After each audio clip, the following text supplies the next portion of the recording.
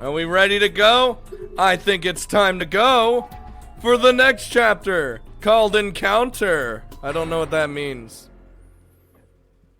What does encounter mean, boys, in terms of the game? Oh shit. We're the main character from the original game.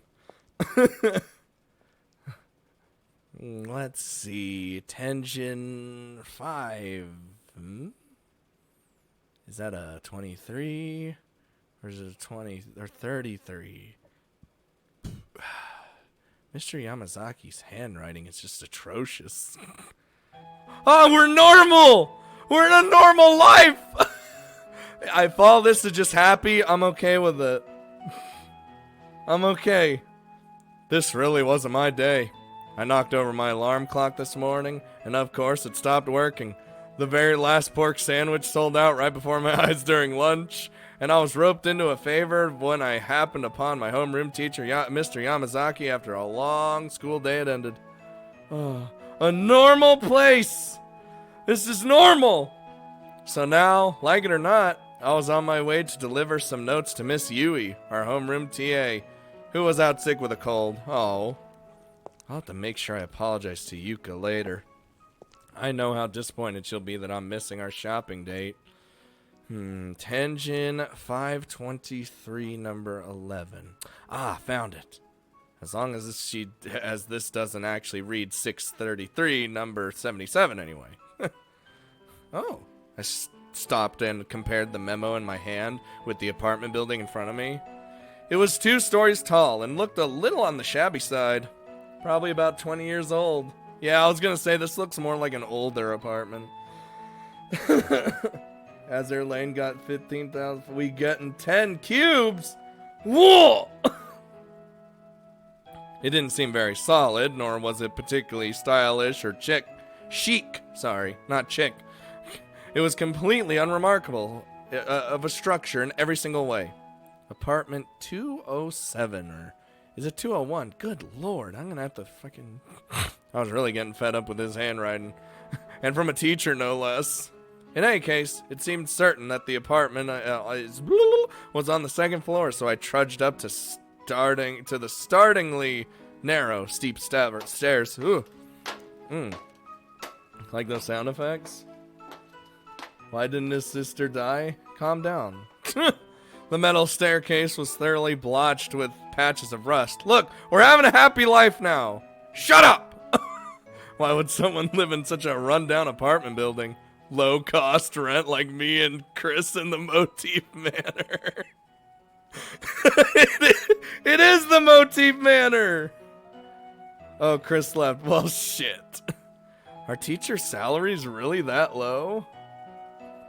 I felt a little sorry for her, but in a way, this place kind of fit her personality. With that thought in mind, I turned my attention toward apartment 201. Here we are, 201. Yeah, this doesn't look like Miss Yui's place. The door plate for the room nearest the stairs had a name I didn't recognize scribbled on it. God damn it, guess that means try door number 2. Passing room 201, I continued down the narrow walkway toward the end. Wandering alone around an apartment building I'd never been to before made me kind of nervous.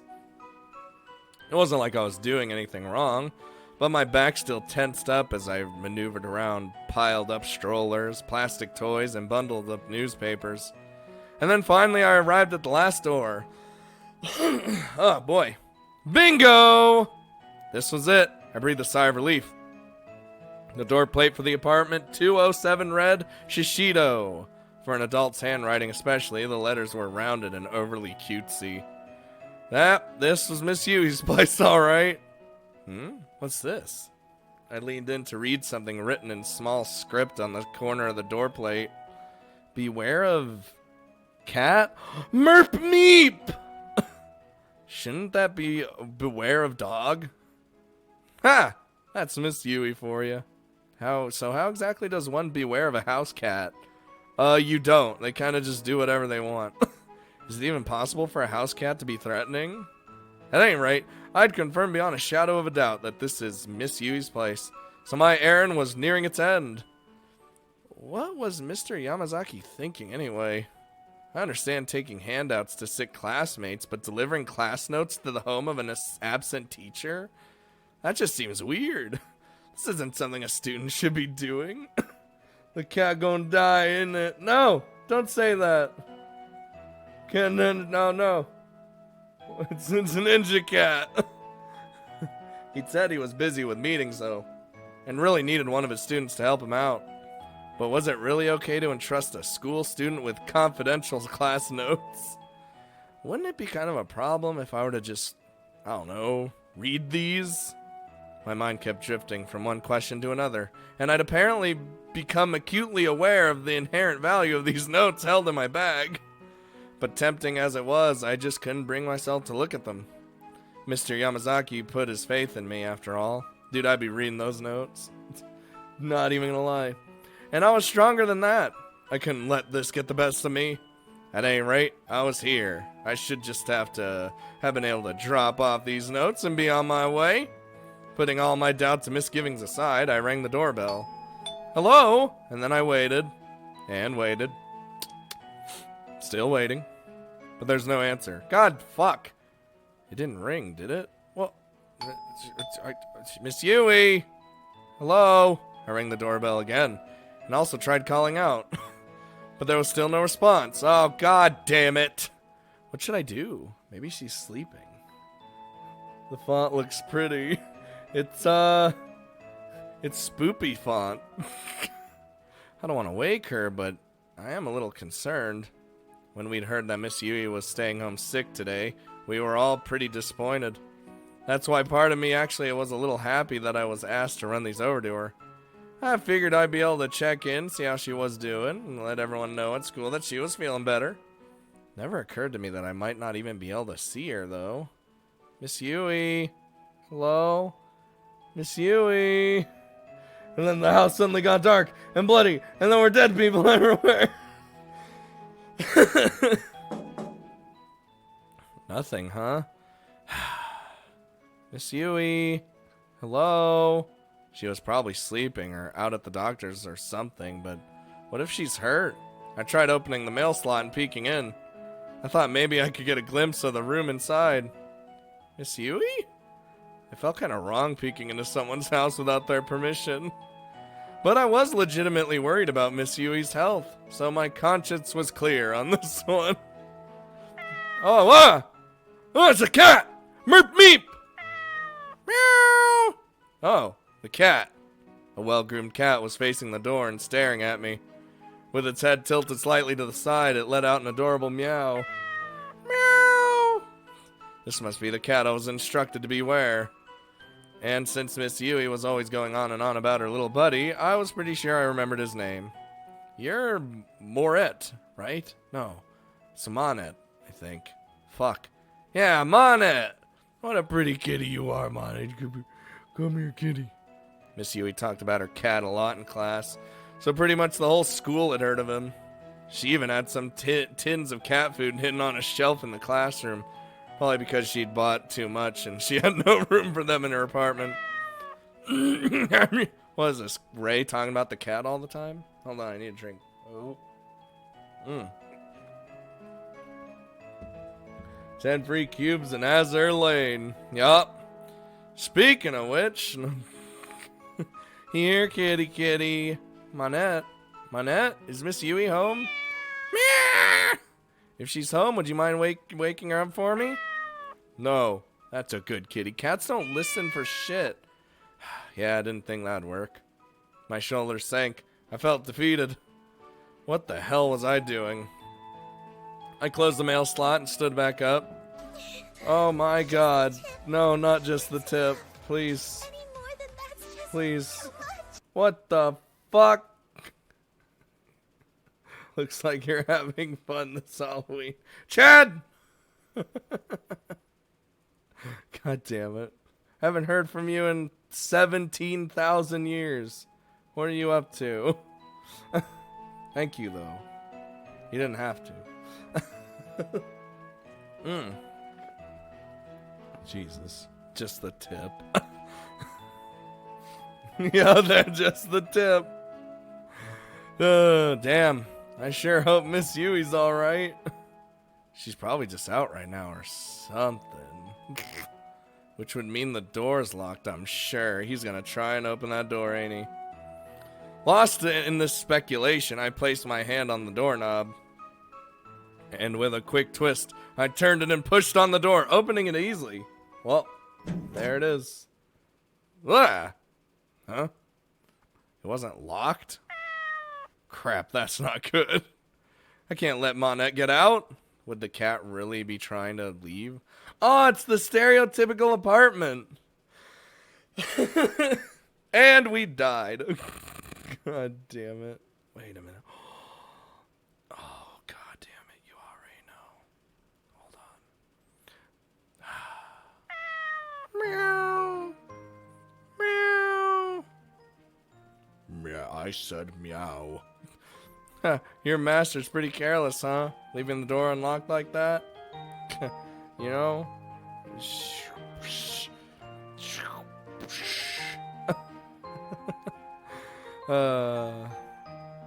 Monette's whiskers twitched as I called out to him from the entranceway. What's that you say? She is?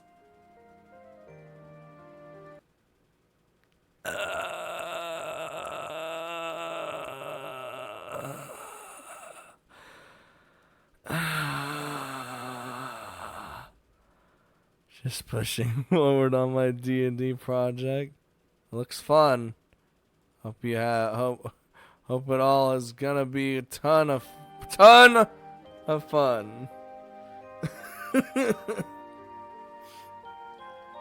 Oh. You and I are on the same page, Monette. No, we're not on the same page at all. Here I was talking to a cat. Was this what I'd become? What should I do? I was feeling pretty uneasy. Not only had I peeped into someone's home, but I'd also walked in without a second thought. Moreover, this was where Miss Yui lived, alone. In other words, a woman's apartment. No matter how many times I reminded myself that I was here on an errand, I couldn't help but feeling that I'd only crossed a line, but leaped over it. Miss Yui, hello? I tried calling her name one last time, but as expected, there was no answer. So, what now? I was trying hard to avoid being nosy, but my eyes inevitably began surveying the room. The apartment entrance led out immediately into the kitchen, and beyond that there was a sliding door to the other room, and I could see light through the gaps. I strained my ears, but there was nothing to hear. No signs of life whatsoever. Can't wait for this happiness to be broken. No! I want it to stay. We saw Seiko get her head cut off, and we saw Mayu literally get ripped apart from... Miss Yui really must have been out. One more time. I tried calling out to her one more time, just to put my concerns at ease. I felt like I'd seen even more suspicious if I stayed silent. Miss Yui, it's Machida. Still nothing. Maybe she was asleep on the other side of that door. Just go in. You're already in here. Let's just have a little look-see then. Wait. Shaking my head furiously, I cast out that sudden impulse. That was a terrible idea, pure and simple. Entering the apartment unannounced was bad enough, but walking all the way in, opening that sliding door and peeking inside, now that's just too much. Man, if Miss Yui happened to come home and find me standing there, I'd be in pretty hot water, huh? What's that? What's that straw poll? Which part of her body will be missing? Oh my god, dude.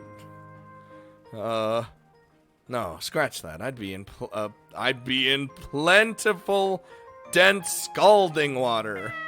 Meow! Meow! Hello, butt guy. Monette mewed as if in agreement.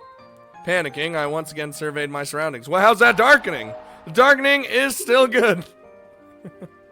I almost felt like there were eyes on me, staring with disdain. But what the but of course nobody was there.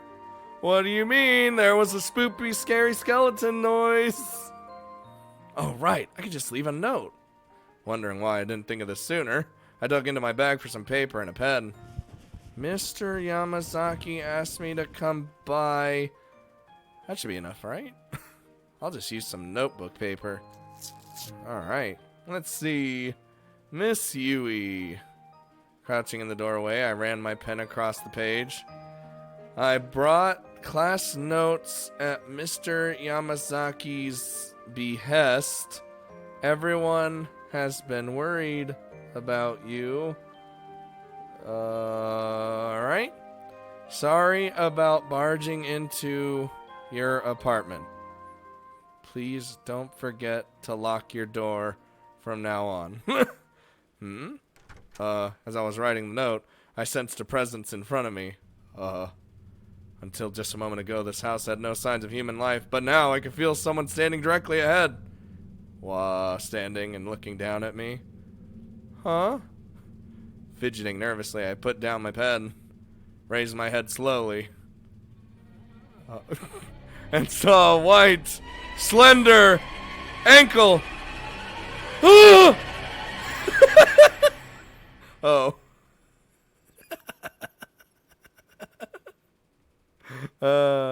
They were getting you, wasn't it?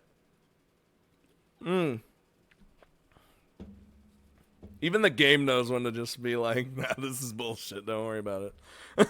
Shocked, I shot my head up, and there, standing before me, was Miss Yui. She got titties I like. Well, duh. She's always had titties. What? Got ye. Ah! Miss Yui? She was looking right at me, but she seemed decidedly out of sorts. Her hair looked disheveled, her gaze was unsteady, and her pajamas were in complete disarray. That pajama panda, yup. I don't want to push any buttons too afraid of, yo, your student should not be seeing this much of your DD'd cup breast, Miss Yui. It's okay, she's sick. She doesn't know what's happening right now. She was like a completely different person from the usual kempt educator we'd come to know and love. Miss Yui, I'm so sorry to have entered your apartment without permission. Here. I stood up frantically and held out a note I'd been writing. But... huh? Definitely dibs. Okay. Miss Yui was just standing there, stupefied, with a completely vacant expression on her face. Miss Yui? Hello? Called out to her as gently as I could. But, she was really dazed. She seemed almost like a ghost. Da-da-da-da-da-da. Miss Yui? What happened to you? I had a sudden uneasy feeling. Worried, I walked up to Miss Yui, grabbed her by the shoulders, and tried to snap her out of it by shaking her. Shaking her like a baby! But instead...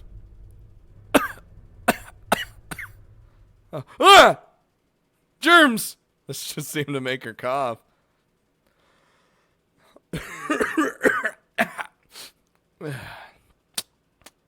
They pulling the old yeet it or not. Oh, yeah. They know they wanted. They're just fucking with us at this point. Hey, Miss Yui. These were wet, proud, productive coughs, and spit was shooting out of Miss Yui's mouth with each one. I frantically tried to shield my face from the spray, but my reaction time was just not quick enough. Oh, God, it's gross. I put my hand to her cheek and found it thick with a slimy film of saliva. Ew. Why would you even...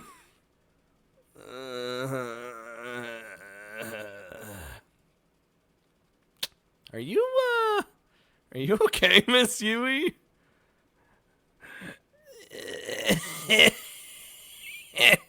Miss Yui hobbled back a little, then fell to her knees with a thud. She had completely sprawled out in the hallway, moaning and groaning the whole time. Miss Yui, what? Wiping the spatterings from my own face, I leaned over and took a better look at hers. Don't touch your teacher. I almost said your sister. Holy shit. It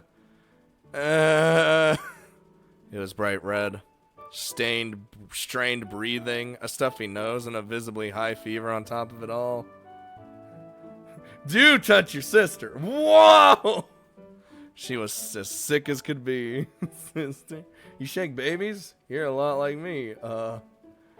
Do touch your teacher as well. Wait! Well, you said don't! So we could touch everybody. She was as sick as could be. I already said it. I'm cold. Cold? But you're dripping with sweat. Sweat makes you cold. It's cold. I thought maybe her sweat had cooled her down, but then realized her disheveled pajamas certainly wasn't doing her any favors. With heart pounding a mile a minute and face red as a traffic light, I set about buttoning her up. There you go. Miss Yui, you know who this is, right? It's Machida from school. If you're cold, you need to sleep under your covers. Otherwise, you won't get any better.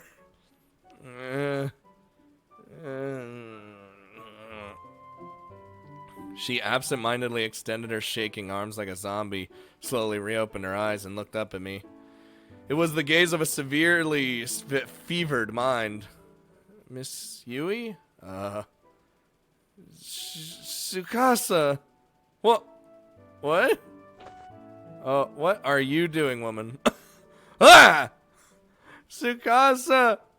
Tsukasa! Oh, she's fucking losing her mind because she's sick. Whoa, Miss Yui, calm down there. Miss Yui was clinging to me tightly. I couldn't move. I was frozen in shock. You've come for me, Tsukasa. Who the fuck is Tsukasa? What a lovely surprise. I'm so glad you're here. Miss Yui, wait, you got you got the wrong person. It seemed like I wasn't getting through to her at all. And the sensation of her chest as she held me, what makes it virtually impossible to fight her grip. I was utterly powerless against the opponent. I'd never realized before just how soft a woman's chest really was. And goddamn! God, am I that weak-willed? I had to remind myself that Miss Yui had me confused with someone else. Mustering all the strength I could, I gripped her arms and tried to pry her off me. But she was a lot stronger than I'd anticipated and wouldn't let me get away. I think it's time for Miss Yui to become insane like Ayumi. Oh no. I was so scared, Tsukasa. I was so scared. Scared? I never thought you'd actually come. Flustered yelp. Oh no. As she squeezed me tightly, I felt as though my upper body might collapse under the pressure of her softest parts. I was blushing uncontrollably. Dude, this is the best fan service. So followed out is at 2 p.m. EST tomorrow. Yes. No. Yes. Yes. What? I think it starts at 2 my time. Does it? No, 1 my time. Yeah, so it's like 1 my time, 2 your time. Okay. Ooh, whew, we're good.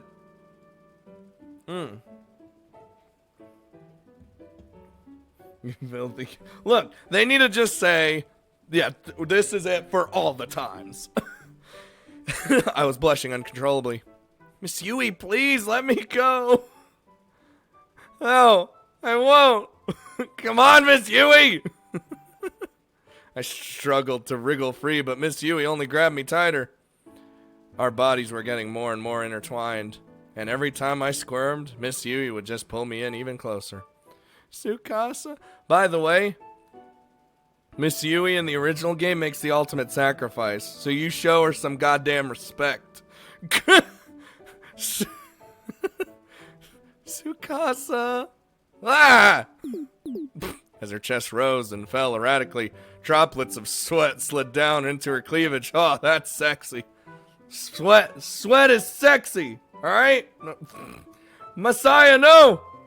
I could feel the heat of her fever radiating off of her steadily encroaching face, as well as the shoulders I'd grabbed in an effort to push her away. Oh, I'm so sick now. She's already up there with Miss Trope. Wait, who's Miss Trope? Whoa, Miss Rope. I read Trope. Holy shit. It is late, guys. Don't at me right now. I'm gonna get a lot of ats, though. I can feel the... Why am I doing this?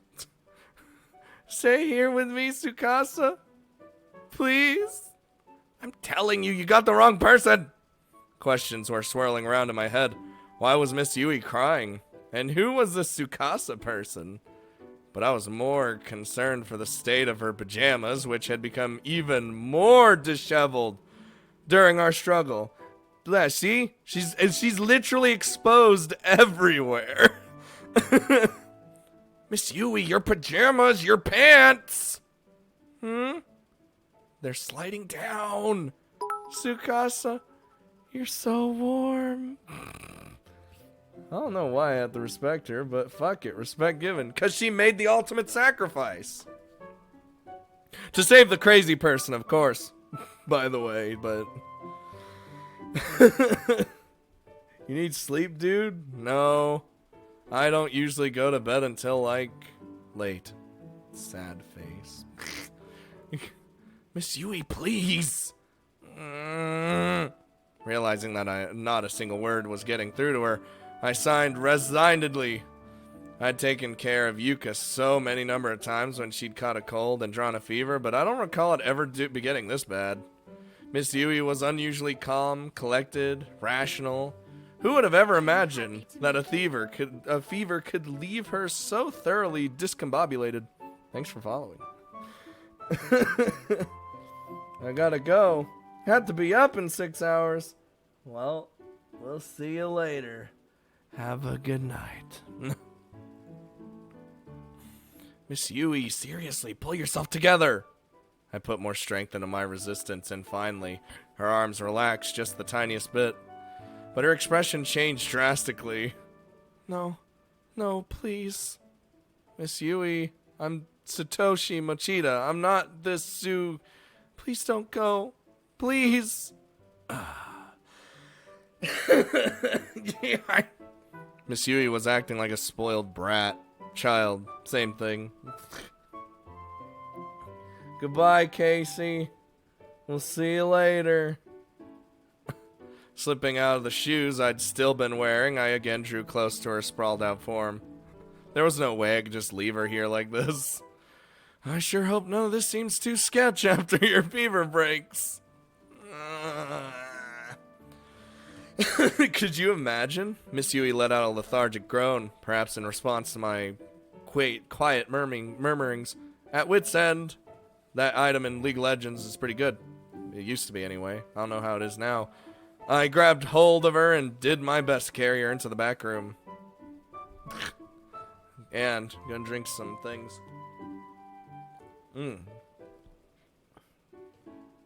Wit's end is not viable now. It used to be. At some point. We need a bunch of Tao dabs in the chat for no reason. Gently willing her over to her unfurled futon, I then carefully laid her down, making sure I didn't drop her in the process. Then there was a matter of rebuttoning those pesky pajamas again.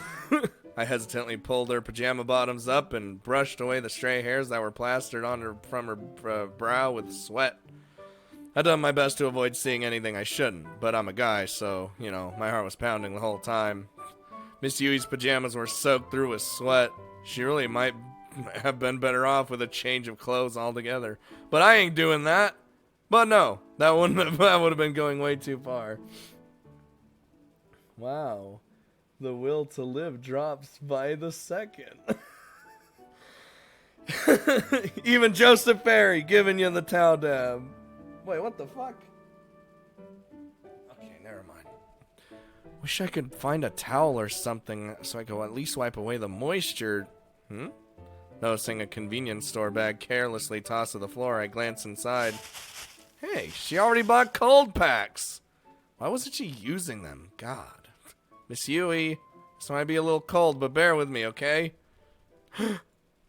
Oh, there you go. the cat! Merp meep!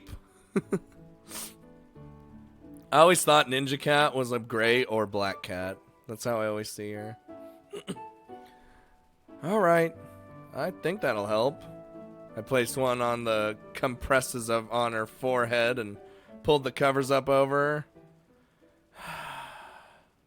Miss Yui appeared almost instantly relieved. She exhaled contentedly and her breathing became more relaxed. Finally, she was asleep. Yeah, well, this is the most wholesome story we've ever seen in Corpse Party. Let's do this. Tao dabbing on them haters.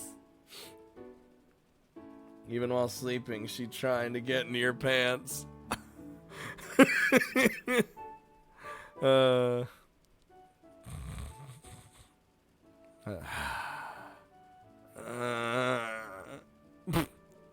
Even in sleep, Miss Yui seemed to be suffering. Oh, Monette! You were worried about your master? Meow! I don't blame you. When Mr. Yamazaki said she was sick, I had no idea it was this bad. Monette had coiled up on my legs without me noticing. I began to absent-mindedly speaking to him. He mewed in response, and our conversation ended there, as my gaze was still fixed squarely on Miss Yui. So, what do I do now? Miss Yui? She's out. Are you okay to be alone right now? She wasn't in any condition to respond. But Miss Yui's hand had slipped out from under the futon and was gently grasping my pant leg. Hey.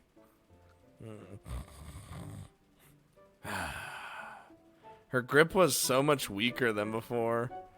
But I knew I'd probably regret it if I went home now. Miss Yui just seemed really lonely. Well, guess I'll just settle in then. This is my life now. Without disturbing Miss Yui's hold on me, I took a seat beside her. For the time being, I figured I'd just watch over her and make sure her condition didn't worsen.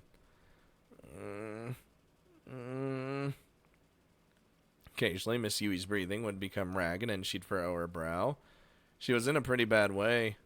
Poor thing. Says the younger person. Oh, so this is all cool and shit. Okay, so this is all cool and shit. I'm waiting for But can we take off her panties now? Whoa! Listen, in the Corpse Party fun visual novel dating sim thing, I don't even know what it is exactly. She needs to change of clothes. That's true. She does need a change of clothes. We'd be doing it for not nefarious purposes, right? Right, play? Right? Just agree, play. Okay, good.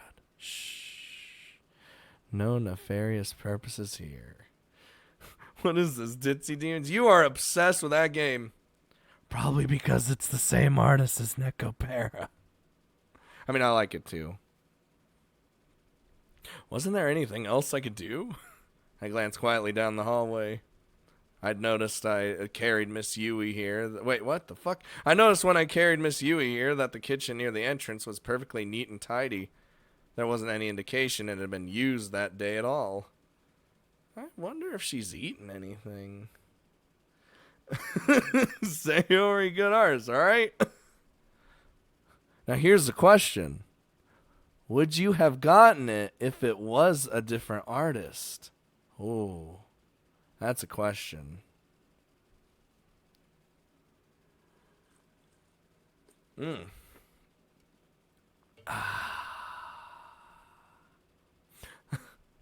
She probably hasn't eaten anything, though. The humor would have been the same, so no problem. Yeah, that's exactly what I was thinking. Let's see. Meow! Monette's gaze shifted suddenly. I followed it and saw pet bowls laid out in the corner of the room. One dish was filled to the brim with water, and the other was piled high with dry cat food. I see someone's eating well around here, huh? That's what you do. You always feed your pet before you feed yourself. Just saying. Even delirious with fever, she's still taking real good care of you. But that's not good, Miss Yui. You should be thinking about your own meals first. No. Shook my head at the whole situation, then glanced down at Monette, who was tilting his head as if trying to understand me.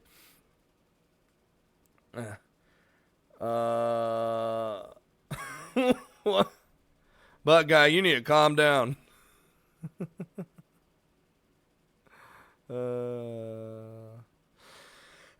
Wait, what? Looking on one of the screen caps I have of the game, fluids indeed look quite similar to Necropara. It's lit, yeah. I broke into a wry smile. When I'd pull out the cold packs, I did notice some cheap convenience store food in the bag as well. I guess that was going to be her food for the day. Not exactly the best stuff to eat when you're sick. There's rice and eggs at least. Maybe I'll make egg porridge or something. Dude, we're gonna make some. Miss Yui, may I borrow your kitchen? I'll take that as a yes. Her face was bright red, and her half-pained, half-contented noises provided me with no clear-cut answer to my question. Don't think I'm gonna go get that much out of her. How about you, Monette? Do I have your permission to use the kitchen? Excellent, thank you. The good fluids, you know. Give her the milk! What is this happy music? Well, we're in you know, this is the life. This is our happy life with no murder. Monette's cries help assuage my guilt over entering a woman's apartment and borrowing the kitchen. Not that I had any reason to feel guilty. I don't think anyway. I mean, circumstances were what they were. Still, I had this nagging sense that I should have somehow felt bad about what I was doing. Excuse me, please, Miss Yui. I'm gonna need to get up. One by one, I gently peeled off each of the fingers latched onto my pant leg. What's up, Bob? What are you doing? The expression on her face changed as I was doing so, from contented rest to mild annoyance, but there was nothing to indicate that she might wake up. Alright, then let's see what we can do, shall we? Meow! As I stood up, Monette mewed happily and began tagging along at my heels. Fuck! I'm sick because I've been dealing with Miss Yui's bullshit! And Miss Yui, now resting by herself in the bedroom, let out a sudden sneeze. See, I knew it was her, but I'm just going to assume that I'm also sick, so fuck me. We got pulling off fingers. Oh, wait, what? What do you mean? Why is this a dead person in the background? We're supposed to be happy.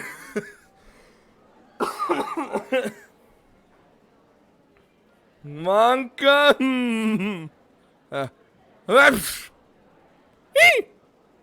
Come on, Yui, Jesus. Gross, I just got sprayed. Sorry, I got a real tingle in my nose today for some reason. Honestly. Tissues, huh? Where did I put them? Oh, wow. Did I get that much on you? Here, use one of mine. It's the least I can do. Great, don't mind if I do. They're all the same person.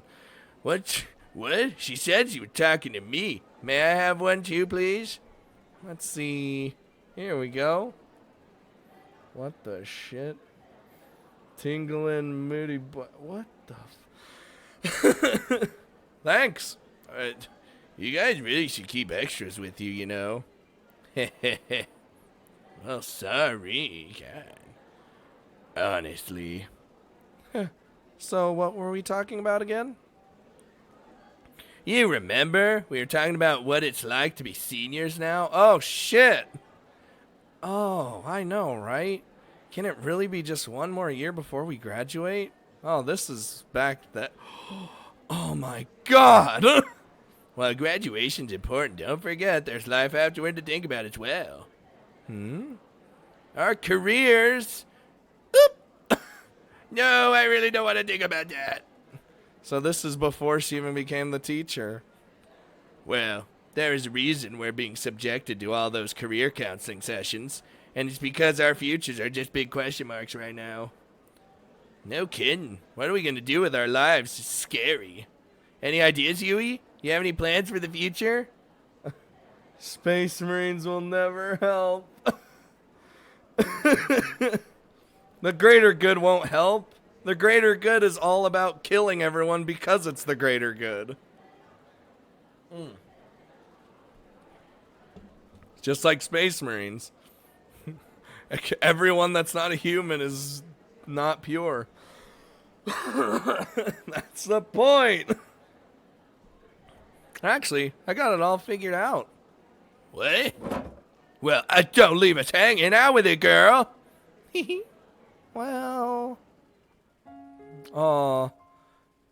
My name is Yui Shishido. I'm 17, and my dream is to be a teacher.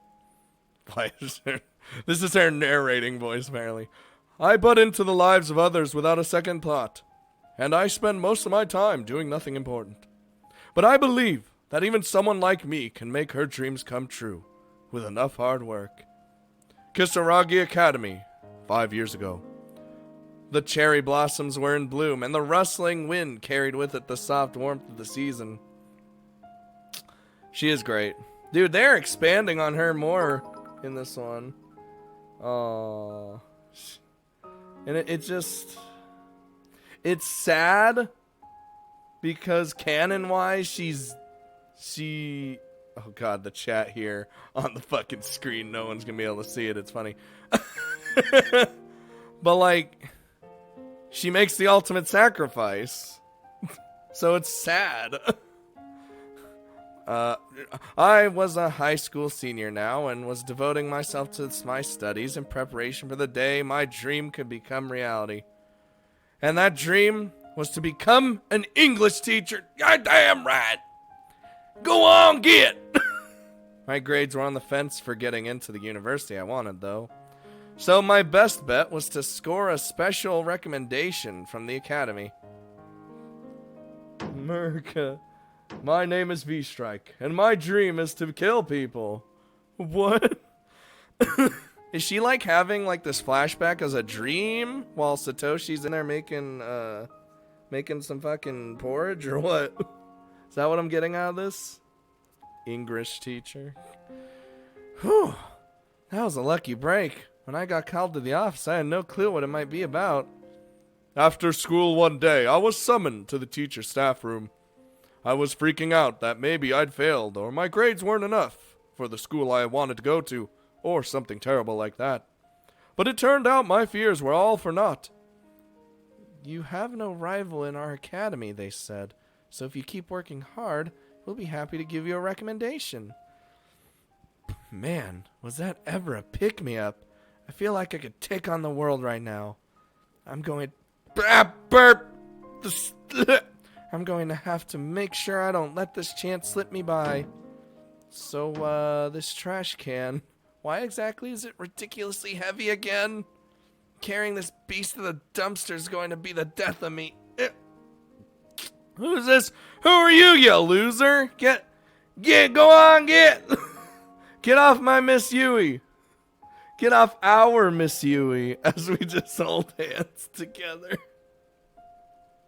Hey. Oh, no. I turned around, still holding the garbage can. The voice belonged to a male student I had never spoken with before. I'd seen him around a lot, though. His name was Tsukasa, Tsukasa Mikuni from Class 7. Watch your step. There's a root sticking out of the ground there, and it's pretty easy to trip on. Huh? Ah! Oh. What? Ah! Oh, well, then she's down for the count. Ow.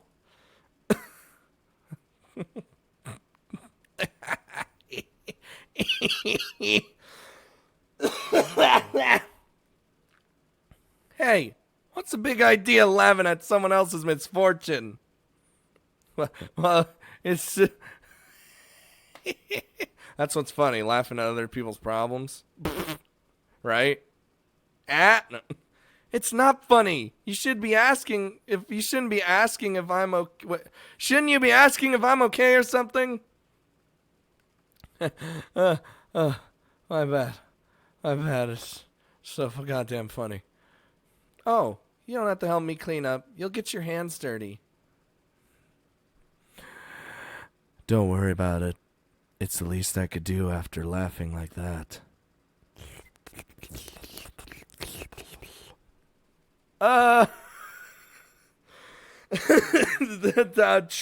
Thanks?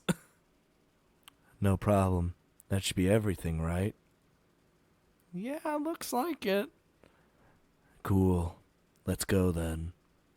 What the fuck? I remember it well, even now. This was my first time talking with Tsukasa, and he left a strong first impression on me. That's really kind of you. Isn't it heavy, though? Not especially. I am the one assigned to take it. Maybe I should... It's fine. Really. Ew. The sounds. There. Everything's in its place. Thank you so much. You were a huge help. Catch you around, slugger. Wink. Fuck. Hey, hold up. I feel like I should do something nice for you in return. Oh, don't you worry about it. Your thanks is plenty, though. In a hentai, your thanks wouldn't be enough, and you'd have to do something crazy. Look, just wait there a second, okay? Question mark? Okay, bye. Making a new friend is always great. I mean, fuck! Making a new friend is always great. But when it happens to be Tsukasa Mikuni, it's all the better. He'd kind of been on my mind for a while. There we go! Most of the times I'd seen Tsukasa before this were in the school courtyard. He spent a lot of time there, sitting alone on a bench, even after school or during summer vacation. If I happened to pass by, I would always see him there. And after this little encounter, we'd go on to make many fond memories together. Yet somehow, the image of Tsukasa that stands out in my mind most is of him seated alone on that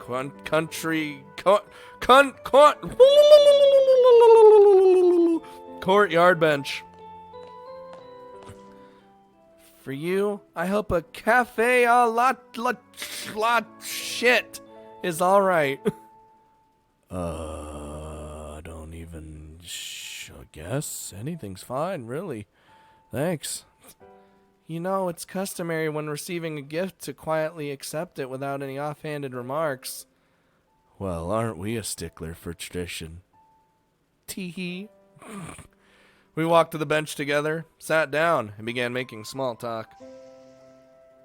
A damn milk cafe. That courtyard bench was a sort of mystical place. The leaves rustled over your head, and if you closed your eyes and opened your ears, it felt as though you were in the middle of some forest. And then, if you looked straight up, the sunlight poured in through the leaves, and you almost felt like you lived in another world. This is the first time I've ever actually sat on one of these benches. It's pretty nice, right? It is. It's lovely. Yeah, it really is. Oh, so is that why? Huh? Well, you come here an awful lot, right? Like even after school and during summer vacation. I sure do. You must really like this place then, huh? Yeah, I guess I do. What the fuck? Well, at least he ain't a soon casa. Well then, here we go. The leaves rustled as a gentle breeze blew within between us. We were both silent for a bit, but strangely it didn't feel awkward or uncomfortable. So, aren't you going to ask? Ask what? What I'm always doing here by myself or something? You're always here because you like the spot, right? Well, yeah. Is there some other reason then? Not really. So what would be the point of me asking? Well, you got me there. But people normally ask me if it's boring being here by myself. Or tell me that they just don't get it. Or say that I'm a weirdo or something. Really? I don't know. I guess I just don't think of it that way. The way I see it, if you like it here, then why not come here whenever you want? Or can, rather. He's a weird one. I guess that makes you the weirdo then. What? Hey, don't make that face. Coming from me, that's a compliment. What? Calling someone a weirdo supposed to be a compliment?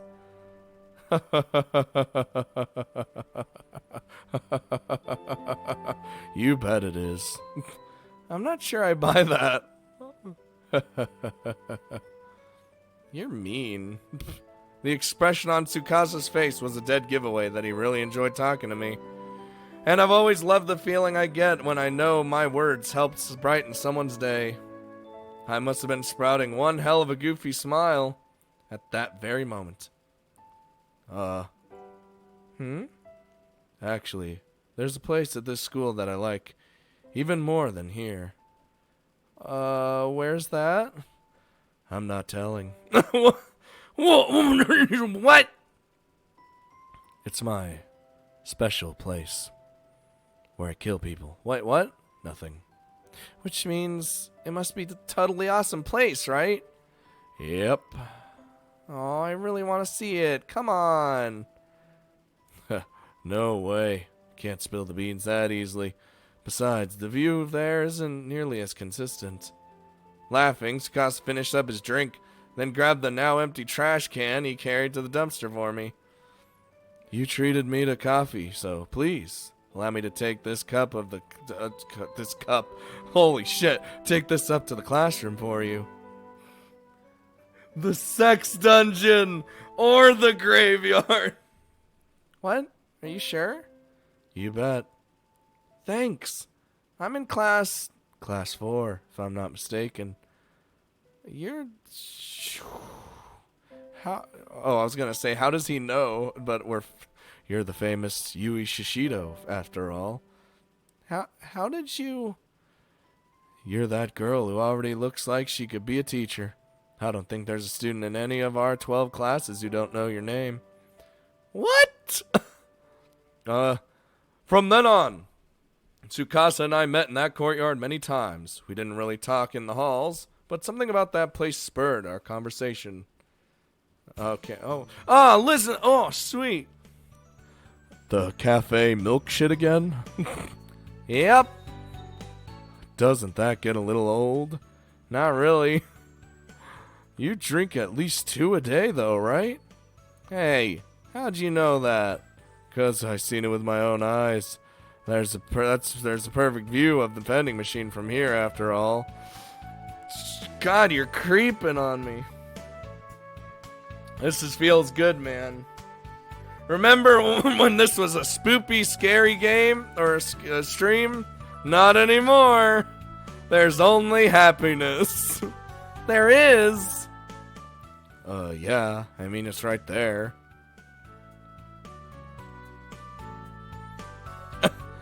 Wow. No kidding, huh? I don't remember. Doesn't matter if it's after school or summer break. Shishido buying, cafe milk god shits is like Old Faithful. You could set your watch by it.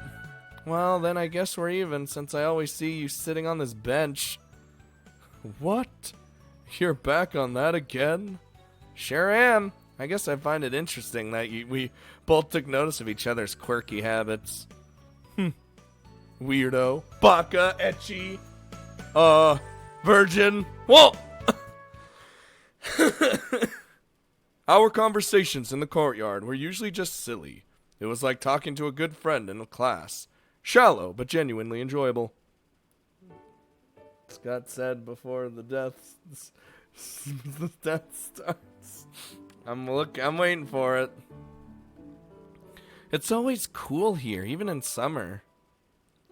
Don't mention the summer. Why? You don't like it? Fuck no. Not with summer school right around the corner. That'd be enough to make anyone run for the hills. I guess so, but we're seniors now. Comes with the territory, you know. That time for fun and games is over. I don't know. You seem like you're still having a lot of fun to me. Well, you see, I'm a special case. I'm just happy because I feel my dream might actually come true. Oh? I just enjoy teaching things to people and having others depend on me. Why's that? I guess it makes me feel like a big sister or something. And since I'm the only child, you know, you already know. Oh, okay, well, good luck with that then. Wow, that was about as dismissive as a comment as you can get. Hey, not like I could do anything about it, you know? Despite his occasional boorishness, I still felt that Tsukasa was a kind soul. If nothing else, he never actually laughed at my dream. And in a high school crowd, most people don't take you guys... Oh, shit. And in a high school crowd, most people don't take you very seriously when you're trying to brain records... Oh, jeez. When you say you're trying to become a teacher. Tsukasa just wasn't like most people, I guess. The still course party? I love to get McDonald's. Yup.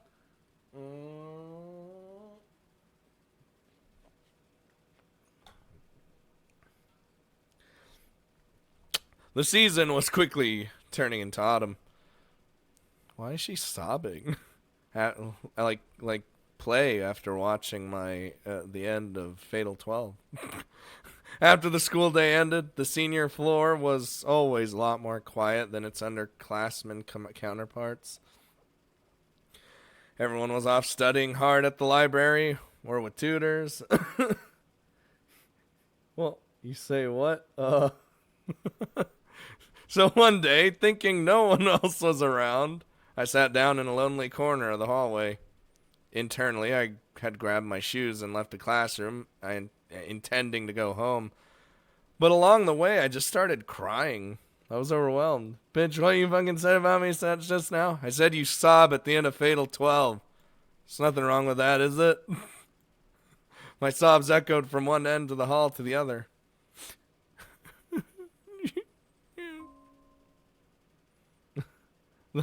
That day, I had finally received a special recommendation to my top choice university. I was so excited that I just wanted to tell anybody. So I told my friend Tomo, but her usual supportive demeanor took a somewhat harsher edge. Uh-oh. Quit rubbing it in my face. You know I'm still totally undecided about my future, right? Wow, what a bitch. You go on, get out of my house. My expression suddenly must have changed pretty drastically. Tomo's eyes suddenly widened and she quickly apologized. Wow, what a bitch. I mean, she apologized, but still. So I smiled and told her that I didn't care. That's what I said anyway.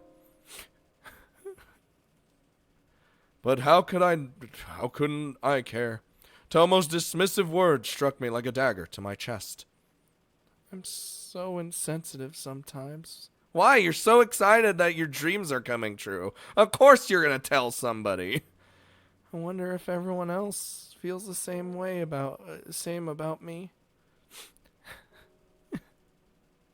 I kept wiping the tears from my eyes, only for new ones to take their place immediately.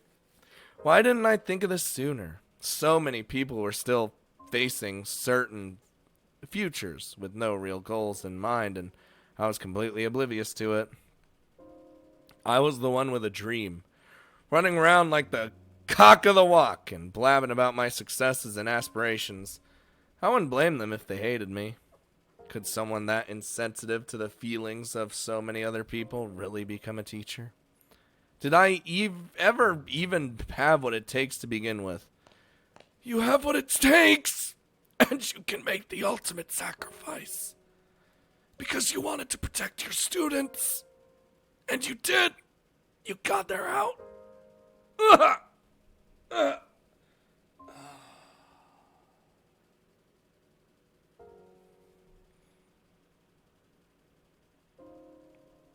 Shishido? No add tome on the hit list. I quickly turned around to that voice that called out to me and found Tsukasa standing there. We'd never said a word before when passing each other in the hall, but he spoke to me that day with no reservations, as if we were old chums. I mean, you've been talking a lot, you know. I don't... Tsukasa? Your face is a mess. Do you have a handkerchief? Yeah. Then wipe your face. Okay. Tsukasa's concern and confusion was clearly written on his face. I didn't want to cause him any trouble or worry him, so I began frantically wiping my eyes. Did something happen? No, everything's fine. You're crying an awful lot for someone who's got no problems. No, it's just there was a little misunderstanding between a friend and I. But we patched it up right away, so it's all right, really. These are, you know, something like tears of happiness, I guess. Yep, see? I just found out that I got that recommend... I'm not sure if I did it out of respect for Tsukasa or just because I wanted to change the subject, but I cut myself off mid-sentence. I was doing it again. What was I thinking? Now even Tsukasa was going to hate me for being a braggart. Hell, I hated myself. That was the worst. Just the worst. Yui! Shut up! You're excited, okay? Some people like to hear other successes. You know? But... Whoa, really? He was happy for me? Like a normal fucking person should be? A bit taken aback, I nodded firmly. You did it then. Congrats. Yeah, thanks. Question mark? Thank you. So what's with the waterworks?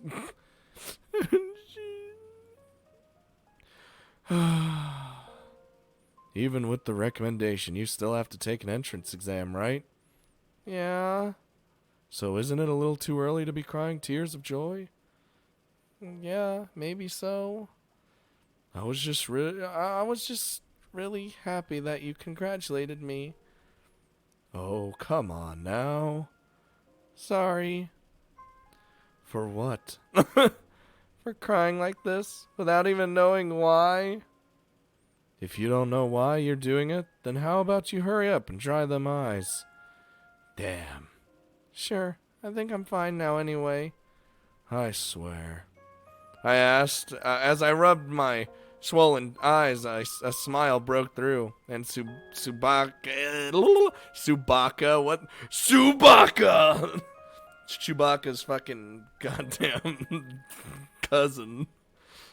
Tsukasa let out an exasperated sigh. Or it's soon.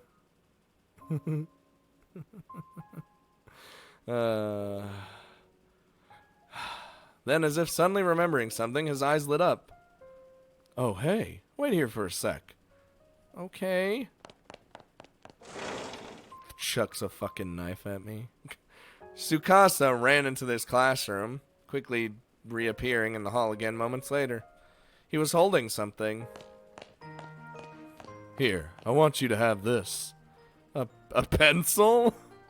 In his outstretched hand rested a short, stubby little pencil. Not the sort of thing you'd expect someone to go out of their way to lend to you. It was pocketed here and there with small... did I say pocketed? Whatever. With small scratches, and it seemed... still seemed to be in relatively decent shape considering how obviously well worn it was. A pencil for guaranteed success. Guaranteed success? Use it on your test and you'll pass it for sure. And so we failed that test. And he became Sukasa, Subaka, Sunbaka Casa. What? Really?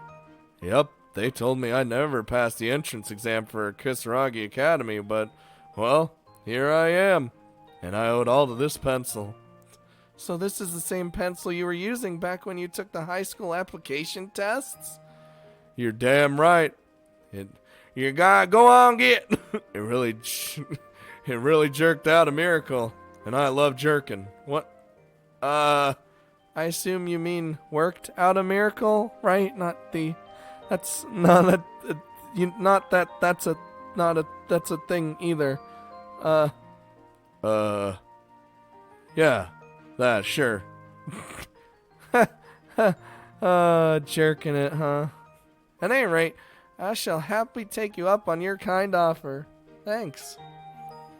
But listen, I'm only lending it to you until you finish your test. You'll have to give it back afterwards so I can use it for my entrance exams. Damn. Okay, fuck. Whatever you do, do not fail the exam. Right.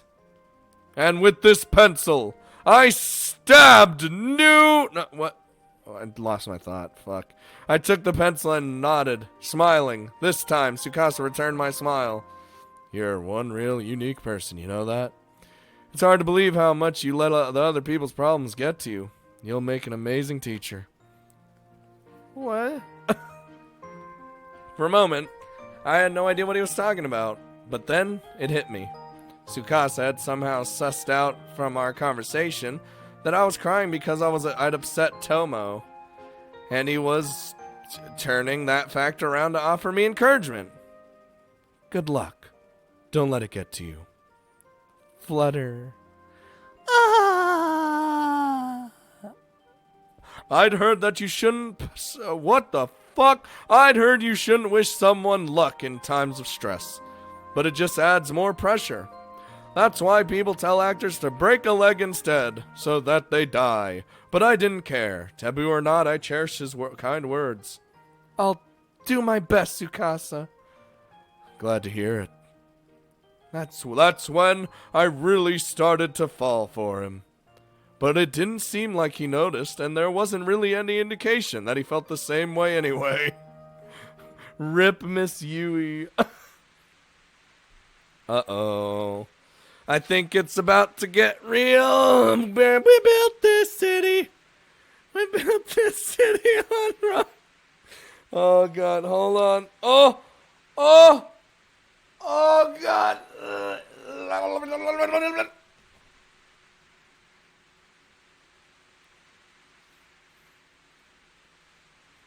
I can still clearly recall the events of that day even now. It was October, the day before my entrance exam. The weather outside had been miserable since morning, and the visibility was all but non-existent. It would be a bad omen if I were to slip and fall on the day before the exam, so I decided I'd wear boots to school just to be safe. I bet she rocks those boots, too, because Miss Yui is a sexy woman. See you later. Huh? What? Uh-oh. What the fuck?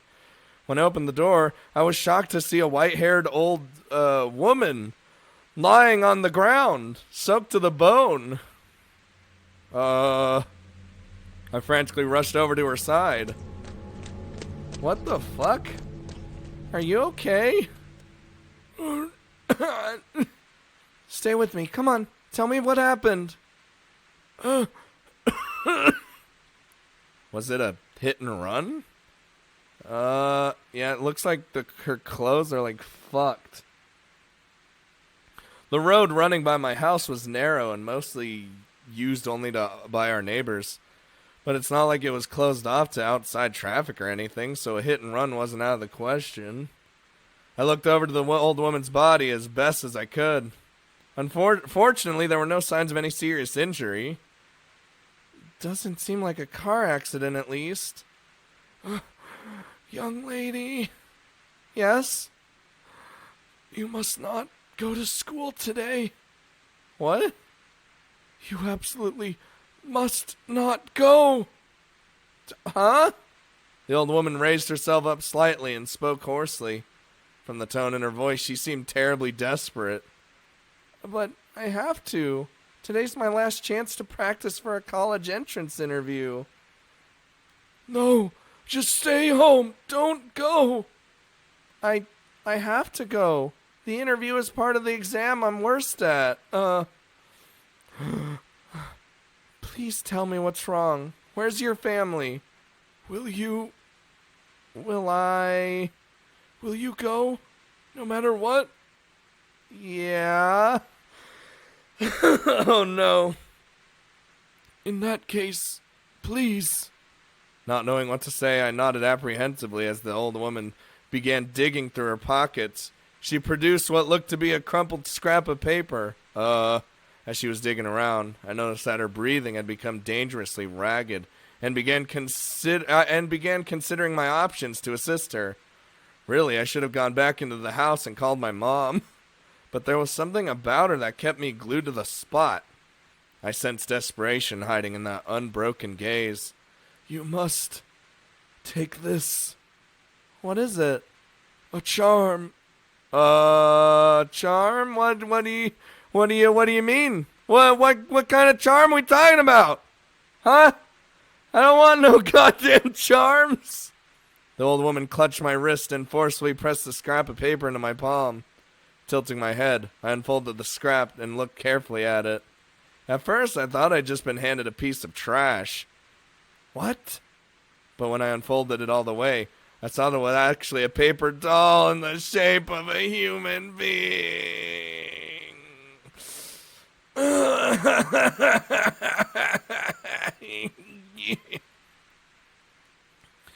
And there was a name written in its torso. Yui Shishido!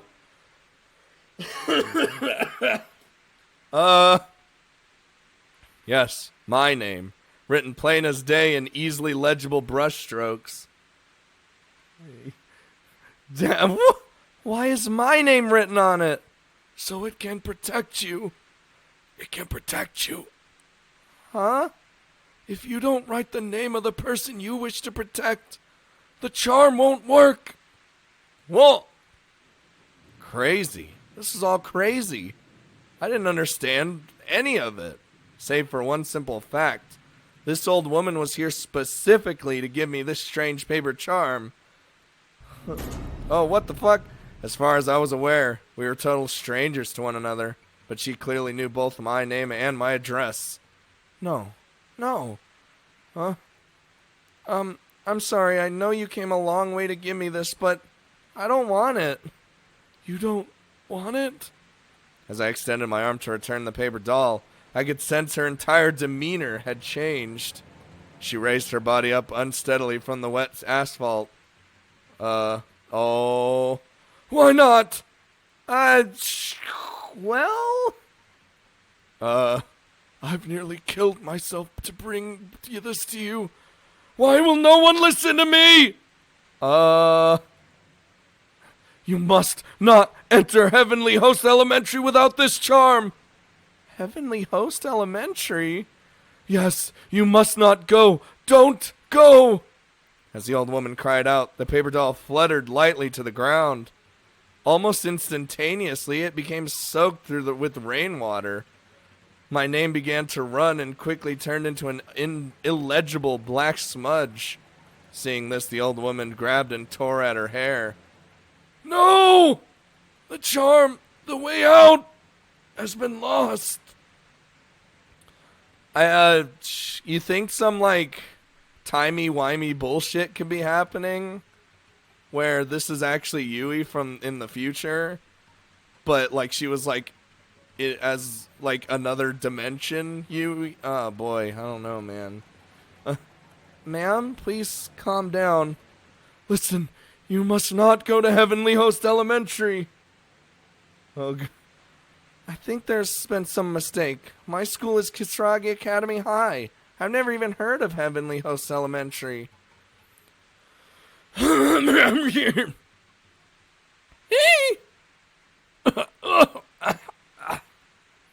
Ma'am? Oh, God, she is not in a good way. Oh, God. Mom! Mom, come quick! What's wrong, dear? An old woman collapsed in front of our house. Call an ambulance. Okay. Oh, paramedics arrived in a matter of minutes. The old woman seemed to be unconscious by that point. However, so the EMTs brought out a stretcher. Do either of you know this woman? No, she just collapsed in front of our house. We've never seen her before. All right. Would you be willing to ride with her in the ambulance? No. The idea of making this old woman go to the hospital by herself just seemed like it would have been a shameful thing to do. Sure, she was a stranger, but we'd had a lengthy conversation mere minutes before, so I couldn't very well say we had nothing to do with one another. Yui, you need to get to school. What? But... Don't worry, I'll go with her to the hospital. You have to practice for your interview today, right? Yeah, I guess I do. Thanks, Mom. I'll leave her with you then. Good luck. Thanks for killing us, Mom. Yup. I was a little hesitant, but I knew I really had to go to school today, no matter what. So I left the strange woman in my mom's care and heading toward the school, walked right by her stretcher. Suddenly, a hand rose from the limp form of the old woman and grabbed my skirt. Startled, I tried to jump away, but found myself ensnared by her terrible bloodshot eyes. You must not go! Ah! Oh, dude, look, I'm sorry, if a crazy-ass woman was telling me that I shouldn't go to school and was on that specific day and had a paper doll and gave it to me and it had my name on it, I believe her. I'd be like, all right, I'm not going. I'm going to just sit at home and just chill all day. Just relax, you know. Oh, God damn it. After school, once my final practice interview had concluded, I reunited with my friends and engaged in the usual regimen of gossip and small talk. The doll with my name and shit on it would be the thing that would... yeah, exactly. If, like, someone actually had my name on it, I'd be like, okay.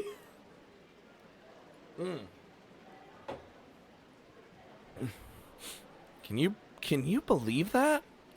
That's really scary. That's fucked up. The hell's wrong with her?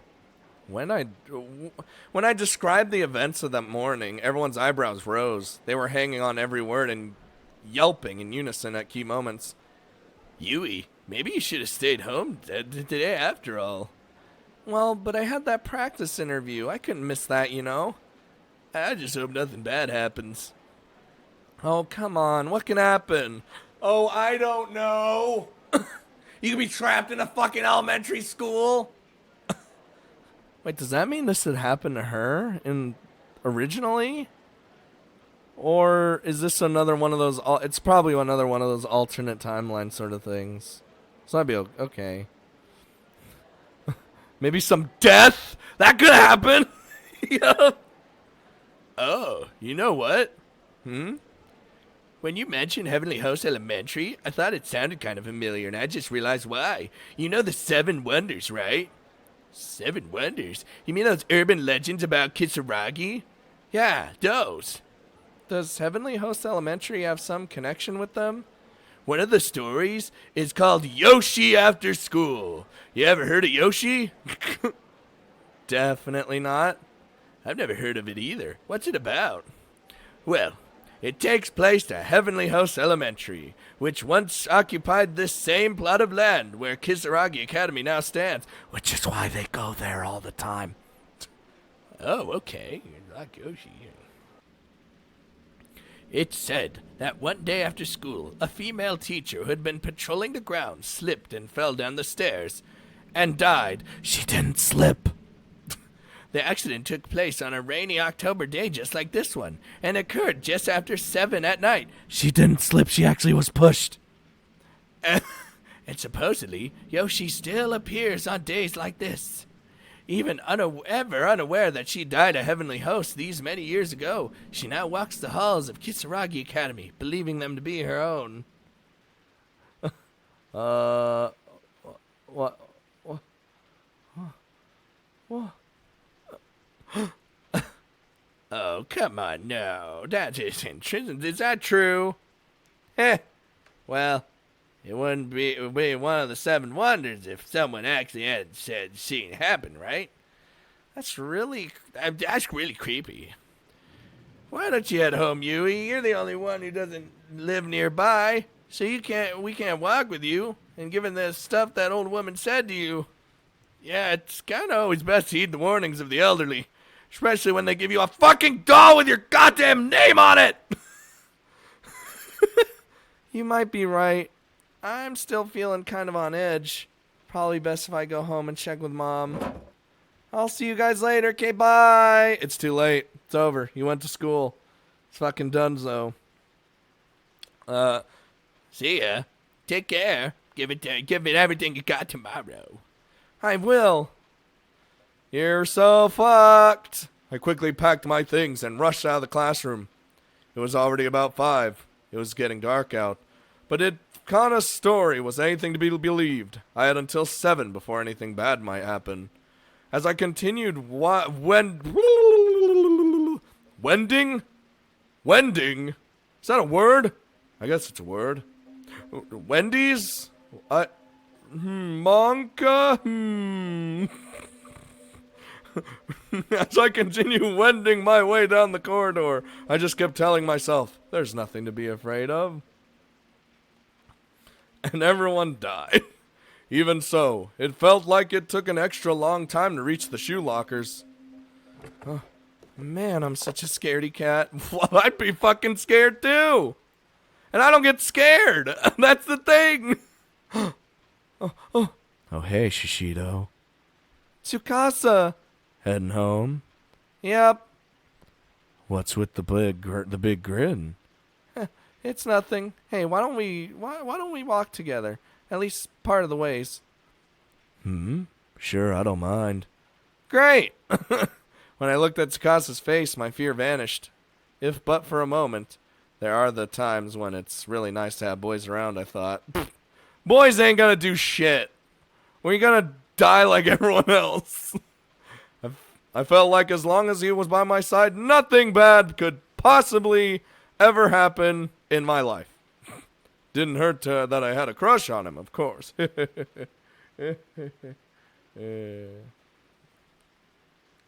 rain let up since that morning. Though it was still coming down, the two of us walked side by side, umbrellas held high.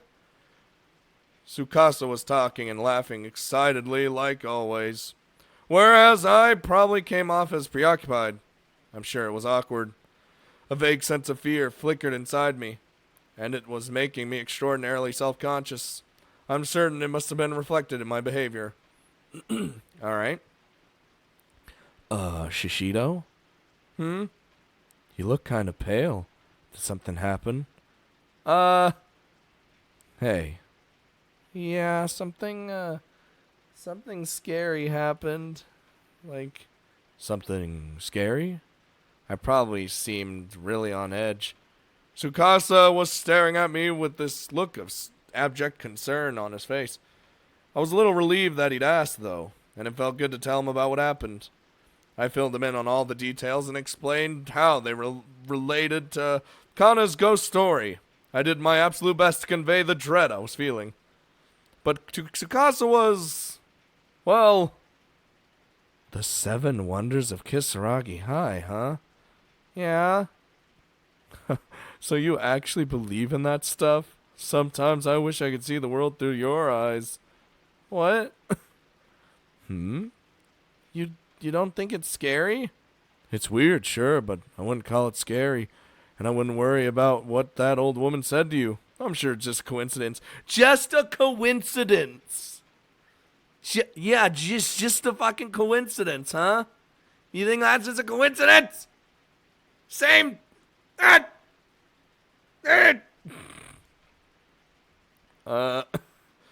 But wouldn't it be better to not dwell on it either way? Oh, I mean, yeah, your encounter with her sounds like it was a little unsettling, but she was probably just a little off, you know? That's not the issue here, alright?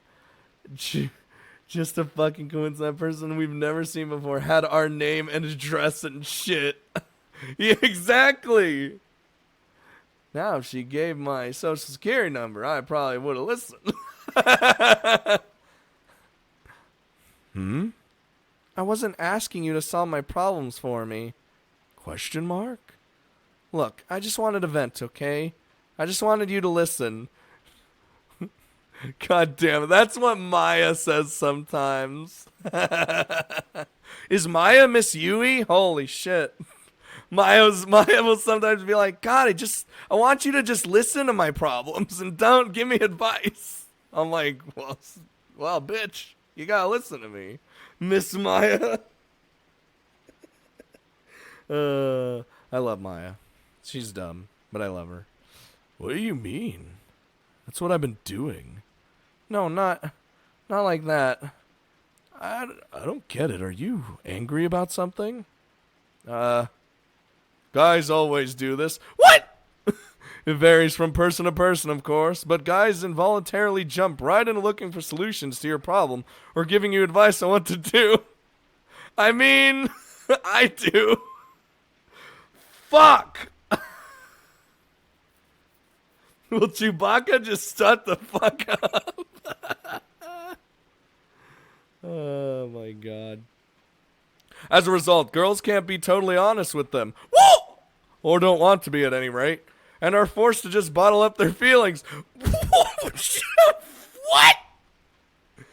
Oh, because of us dudes. I only wanted Tsukasa to share in some of my fears. If you were scared with me, that would have been enough. Oh, this is Understanding Women 101? Bruh. Our third eye has opened. I didn't realize then that Tsukasa telling me not to worry was his way of showing concern. I just thought he was brushing me off, and frankly that annoyed me. My mind flashed back over and over again to that face, the eyes, and that hoarse voice of the old woman. Amplified and distorted by the ghost story, these images gradually darkened my mood. Maybe I was traumatized by the events I'd experienced, or maybe I was just frustrated and needed to lash out. I don't know. But for the first time ever, things had become decidedly uncomfortable between the two of us. Okay, well, this is me. Right. Shishido. He called out my name as I briskly walked away. I didn't really know why I was so angry or confused, but I did notice that his voice was tinged with concern. If anything should happen, feel free to contact me. Uh-huh. I considered turning back for a second, but changed my mind and pushed forward in a huff, leaving him behind. Miss Yui. Jesus Christ. Who's learning? She's on her period. Oh, trust me. At least in Maya's case, she'd be way worse. Way worse. I'm home! Oh, Yui! Welcome back. Greeting me at the door, my mother wore a somber expression. I could tell right away something had happened. I stared at her with scrunched eyebrows for an awkwardly long time before she eventually reluctantly opened her mouth to speak. I'm learning more in a Bosskwar stream than I did in high school. About that old woman from this morning. She's dead, isn't she? Yeah. The hospital contacted me. She passed away a short while ago. No. I'm so sorry. You need to stay focused on tomorrow's exam right now, though. Yeah? We should put this unpleasantness behind us. I'm getting dinner started right now, so how about you go get changed? Okay, I'll just be in my room.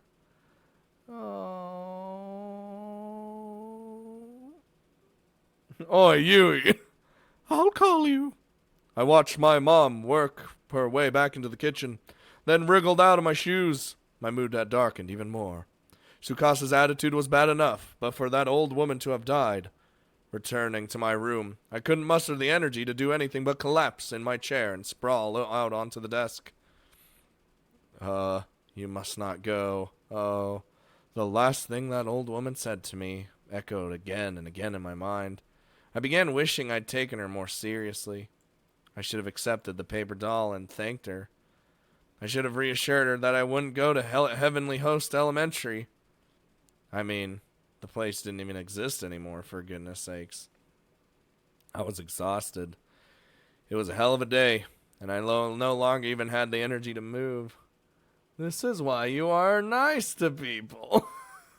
Because everyone can always die. That's a feels bad, man. I needed to change out of my school clothes, but still sprawled out over the desk. My eyelids drooped and closed. I was out. Oh, no. Oh, hello? She's got a girly-ass room. Well, the bed, anyway. Everything else is, like, normal.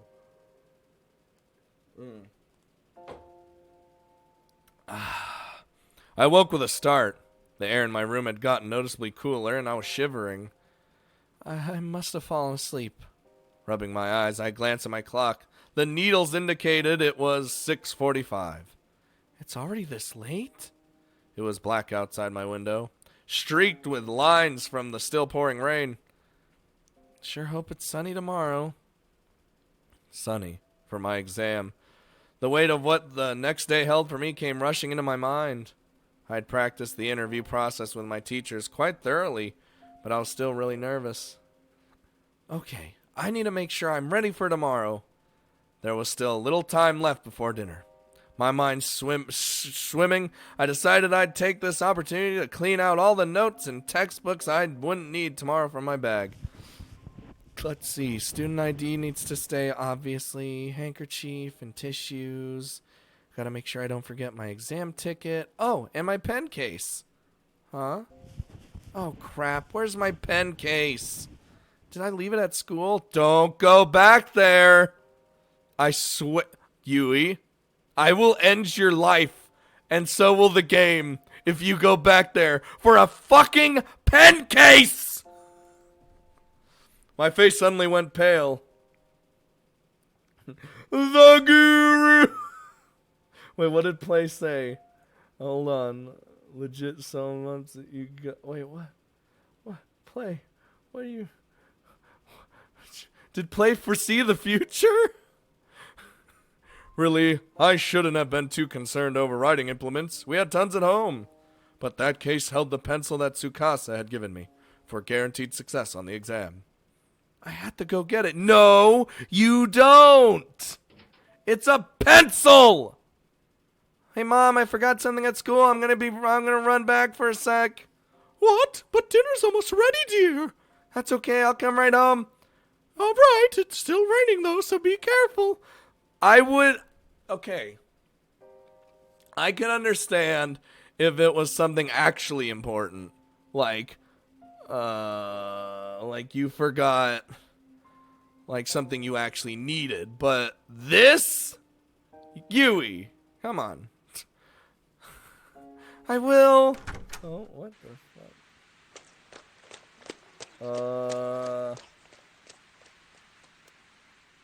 She got something that's close to... Oh, well, alright. The guru! That pencil was one thing I absolutely needed to bring with me to the test. And so, without hesitation, I ran back down the road to school. I was sprinting as close to full speed as I could, without slipping in with the downpour. All the while, the numbers on my bedroom clock ran through my mind. 6:45. And if Kana's story was to be believed, Yoshi haunted the school building at 7. Uh-huh.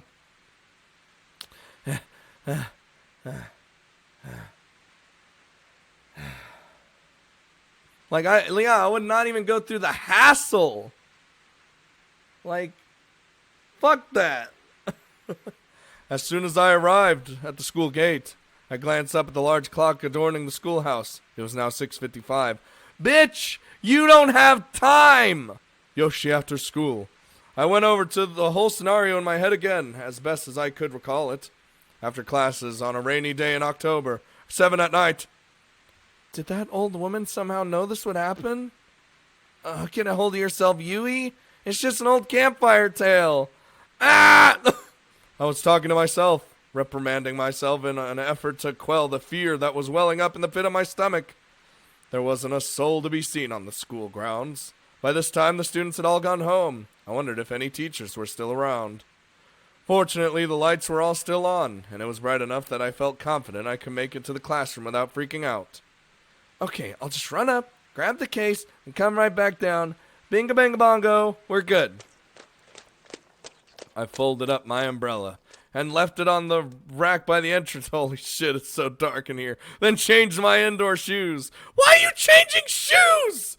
There ain't no time to be changing your shoes. Yui. It takes like a good few seconds to put on your shoes. You ain't got time. Then entering the brightly lit hall, I took another look around. Guess I was right. Nobody's home. My deep sigh echoed through the deathly silent corridor. Dude.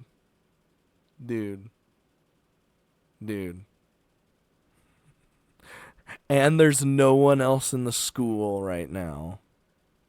That is spoopy, scary skeletons if I've ever seen spoopy, scary skeletons. All right?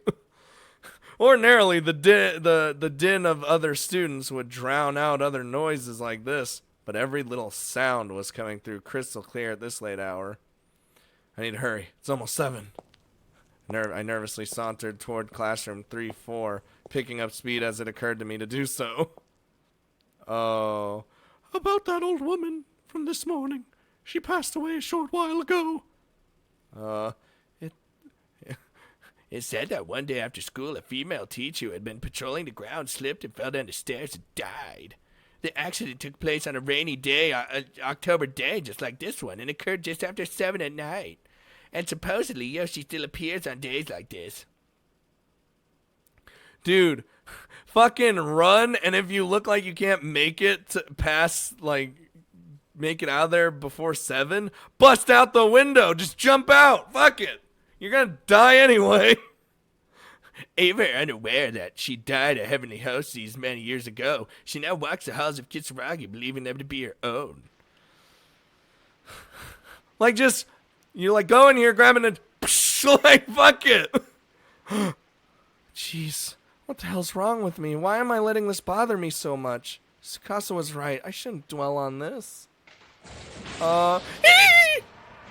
Lightning flashed and thunder resounded with impeccable timing. I jumped in spite of myself. I need to hurry up. Hurry up these stairs, grab the pen case, and get the hell out of this creepy building. No ghost should show up in a well-lit building like this, right? Not unless the lights go out. And even if they did, they wouldn't be very scary under all these bright lights. I absolutely need that pencil for tomorrow's test. It's my good luck charm after all, and it's from Tsukasa, my beloved. I'm sure the thunder was all that coincidental too, right? Huh? I picked up the pace as I continued to head straight to room 3-4. Right as we grab it, it's probably going to change to 7 or something. Or right when we get to the door to leave, it'll probably switch to 7. What is happening here? That was weird. It took like a while to load something. The middle school is already pitch black. I guess there really is no one else around right now. And this hallway feels longer than it ever was before. Was it always like this? Can't imagine I'd ever be on time if it were. Oh, I continued my brisk walk down the impossibly long hallway toward my goal, jumping every now and again whenever another thunderclap sounded. Kisaragi Academy was comprised of both a middle school and a high school, and this evening it really felt like it's flaunting its massive size. Didn't help that my classroom was in the middle school wing, which happened to pass the high school wing, which happened to then pass the middle school, making it seem like it was much farther away. I can hear you walking, Yui! When a building that's usually so full of life goes completely quiet, it's such a lonely and fucking scary place. I swear I can hear every drop of rain. Sound of drop. I was focusing on the scant few sounds around me as I paced down that long, lonely corridor. She should be hoofing that shit. Then all of a sudden, I heard a faint noise as if someone playing an organ. Oh God, that was just my imagination, right? I mean, it has to be. There's no way anyone would still be here practicing, right? I took a deep breath, trying to calm my nerves. Yui, get to your goddamn class! It's probably the sounds of the rain, wind, and thunder mixing together. It just sounded like an organ, that's all. It doesn't just sound like an organ! I was convinced. I kept walking. You should be running! And then, I heard the same noise again. This time much more clearly. It was unmistakable. Oh, God! No way. I was paralyzed with fear. My heart was pounding as if it were struggling to break free of someone's sinister grip. It's probably just some devoted member of the band or a teacher who's working late. I'm just being stupid. Thinking about it, I vaguely recalled someone mentioning an upcoming performance by the Wind Instrument Club. I guess an organ would qualify. Somebody must have stayed late to practice, that's all. I can't get that damn ghost story out of my head. I took another deep breath and tried again to calm my overly jittery nerves. I'm about to fucking kill myself. Anything can be scary if you think it is. I mean, you can also eat anything too, but are you going to? No. I'd heard that if you let your imagination run wild, too wild, fear can even make you see things that aren't there. And my imagination was most definitely running wild. I'm almost there. I might as well sprint the rest of the way. You should have been running the whole time, Yui! Yui! Come on! I decided to dash toward my classroom so I could get out of this hall as quickly as possible. Oh, God, okay. Finally reaching that familiar door, I swiftly opened it and flicked on the lights. Alright, I made it. Now I just have to make absolutely certain I don't leave here without that pen case again.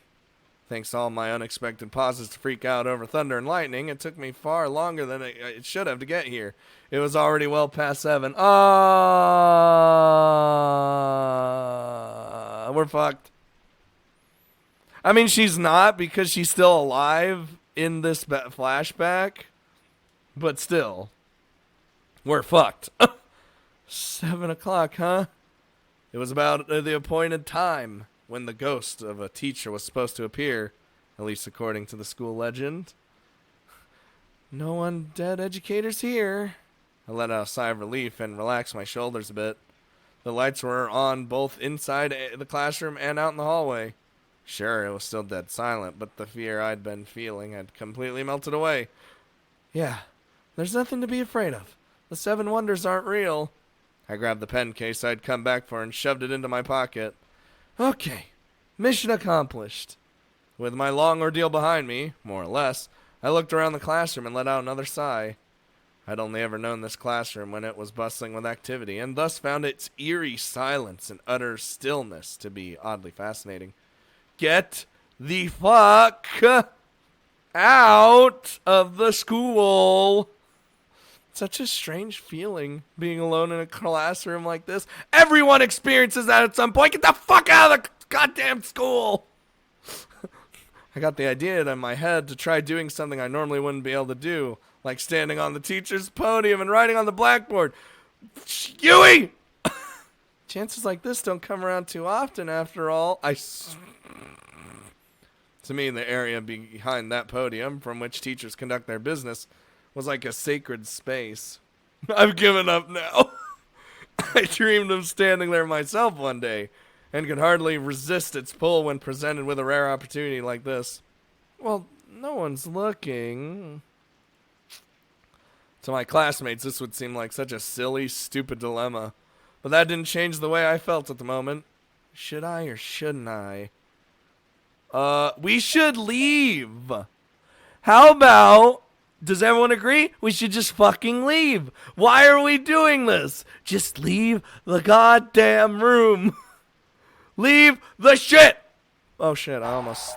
Oh. Wait, the darkening can't get us here. It's fine.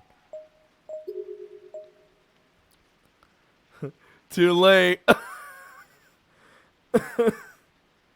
No, nothing but... No, I'm leaving. Fuck this. Okay, I really don't have the time to play around right now. I should get out of here. I decided it would be best to put my yearnings aside and leave the classroom behind. Well, that particular wonder turned out to be nothing at all, it seems. Guess it's all just superstition. I couldn't believe I'd gotten all indignant with Tsukasa over something so trivial. Thinking about it now, it seems kind of ridiculous. Alright, time to head home. I have to get to bed early, so I'll be ready for tomorrow. With this in mind, I walked toward the classroom door and took one step out in the hall. When suddenly... Huh? Fucked. Yeah. Ah! The door slid shut on its own with incredible force, and my neck was trapped in the narrow opening that remained. Oh. I dug my nails into the door, frantically trying to open it back up. But the more I pushed on it, the more it pushed back, further constricting my neck. Oh, I'm so dead! I was flailing my limbs, twisting and contorting my body, trying everything I could to escape. Why? My neck was clamped tightly. I could feel the blood rushing to my head. I couldn't breathe. Opening my mouth in terror, I stuck my tongue out as if trying to swallow the air. Forcefully shaking my head left and right, I swiveled my body to face the ceiling. That's when I saw the tall, pitch-black silhouette of a person. A silent scream squirmed its way out of my throat. But the door was still pressing onto my neck, so... I can't... Tsukasa! It's over. My vision whirled and I felt a sensation of falling. At the same time, a lukewarm liquid began pouring over my face. What? As I was struggling to make sense of what was happening to me, the door had been violently crushing my neck. The door that had been violently crushing my neck quietly slid open. The floor of the schoolhouse came down hard on my head. My vision gone white and began blurring, but I could still see. I can see my body. Oh, I was rolling across the hallway, and there in the doorframe I caught sight of my own headless torso collapsing in a heap on the floor. Oh, what just happened? Yeah, there goes your head. Last thing I saw, the corner of my bloodshot, unfocused eye was the familiar figure of the old woman from this morning. Why does it... Hold on, that's just weird. Why does it matter if you stay longer? Guess head was the right... Wrong enter. Jesus Christ. Alright, that's fine. Literally the... Oh no, don't quit the game. We going back in there. I loaded the game. Or saved the game. I guess we're gonna stay and be stupid. I mean, we're already stupid, so... How can I pass this up? It's a chance to feel like a real teacher. I decided I had to try it. During daily cleanup and such, I'd come and gone from this spot countless times. But this was the first time I'd ever had an opportunity to just stand here and preside over the classroom. So this is how it looks like to be a teacher, huh? It's kind of awe-inspiring. Wouldn't surprise me. Gaining a teacher's point of view in the most literal sense, it was starting to get me really fired up. It may seem silly now, but this was my stage. This is where all my dreams would play out. Someday, I began to imagine the future that awaited me, painstakingly detailing some new piece of knowledge for students sitting attentively at their desks, not really actually paying attention. Gliding chalk across the board, filling it with information to aid them in their studies. Jump out the window blocks. I sure hope I can make the cut one of these days. I was getting so excited that I even began to think my behavior was a little strange. Maybe it was the juxtaposition of those, these joyous, freeing visions and prickling dread I'd been feeling up until this moment. And oh shit! But then, in the blink of an eye, one of these two conflicting emotions completely overpowered the other. Ah! We dead. Again, what if both of those answers are just dead and it was just like, you stupid Yui, you dead. Crap, is this a blackout? Suddenly, my surroundings were bathed in darkness. Going stiff with shock, I stumbled back with a step. My back struck the blackboard with a dull thud. What awful timing. The guru. I instinctively grabbed hold of the rail where the eraser sat. I felt chalk dust against my fingertips. My panicked heartbeat was making it difficult to breathe. Was this caused by the thunderstorm? If so, it sure picked the right time to turn the lights out on me. And what's more, I could still hear the sound of the organ, but no, it's an electric organ. How is it even possible with no power? You must not go! Was this what the old woman was trying to warn me about? Yes! It's impossible. She was no fortune teller or psychic, as far as I was aware. How could she possibly have known this would happen? Hell, even if she was a fortune teller or a psychic, predicting the future is the stuff of science fiction. I shook my head. I need to calm down. Maybe it's just the swing that's lost power, and the music room is still okay. That seems plausible, right? I mean, I guess. I curled my chalk-dusted fingers into a fist and silently tried to talk some sense into myself. I've got to get out of here. I shouldn't have been playing teacher. I should have been in and out by now. So, Tower Play, do any of you want to do the body pill of the day for me? Because I'm still doing the things. I shouldn't have been playing teacher. I should have been in and out by now. Well, if you were, you would have died. So, because cursing myself a little, I fumbled my way through the darkened classroom. I'd spent so much time in here. You'd think I'd be able to find my way out of it with my eyes closed, as it were. But sadly, that wasn't the case. Smashing loudly into a desk, I knocked it on its side and began tumbling after it, instinctively grabbing at other desks around me for support. Oof.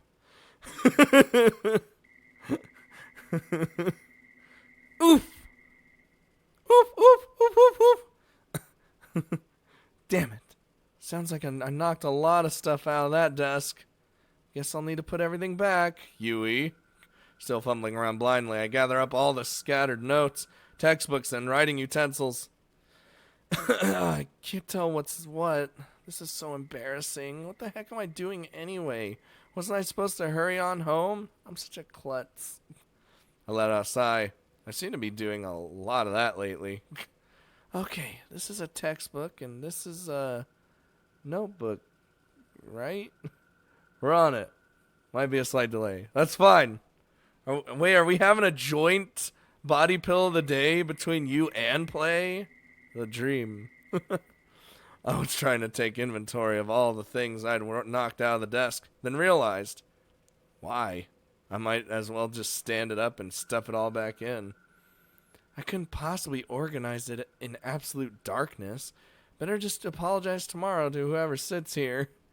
Not that I was particularly pleasant. It was not that was a particularly pleasant prospect. The one little fail breaks her neck, or fall breaks her neck. That would suck. Explaining what I'd done wouldn't be easy, and no matter how I sugarcoated it, it would serve as a clear indication of my clumsiness. If I didn't say anything, it's not like I'd be found out, but that would be the same as lying, as far as I'm concerned, and I couldn't do that. Okay, I think I got everything. I placed my hand against the floor and swept it around, feeling for anything I might have missed. And I found something, all right. Ew. Gross. What is this? It's all slimy. Ugh. I'd clearly brushed my fingers across something, but I had no idea what. It was no notebook or writing implement, though, that's for sure. Why would anybody have something like this in their desk? Maybe it had been on the floor all along. What is this stuff? I rubbed my sticky fingertips a bit deeper into the wet spot. Ugh. Then brought my hand up close to my face so I could get a better look at what was there. What on earth did I just touch? There was a flash of lightning, almost immediately joined by a roaring thunderclap. And with it, a split second, the pitch black classroom was lit up bright as day.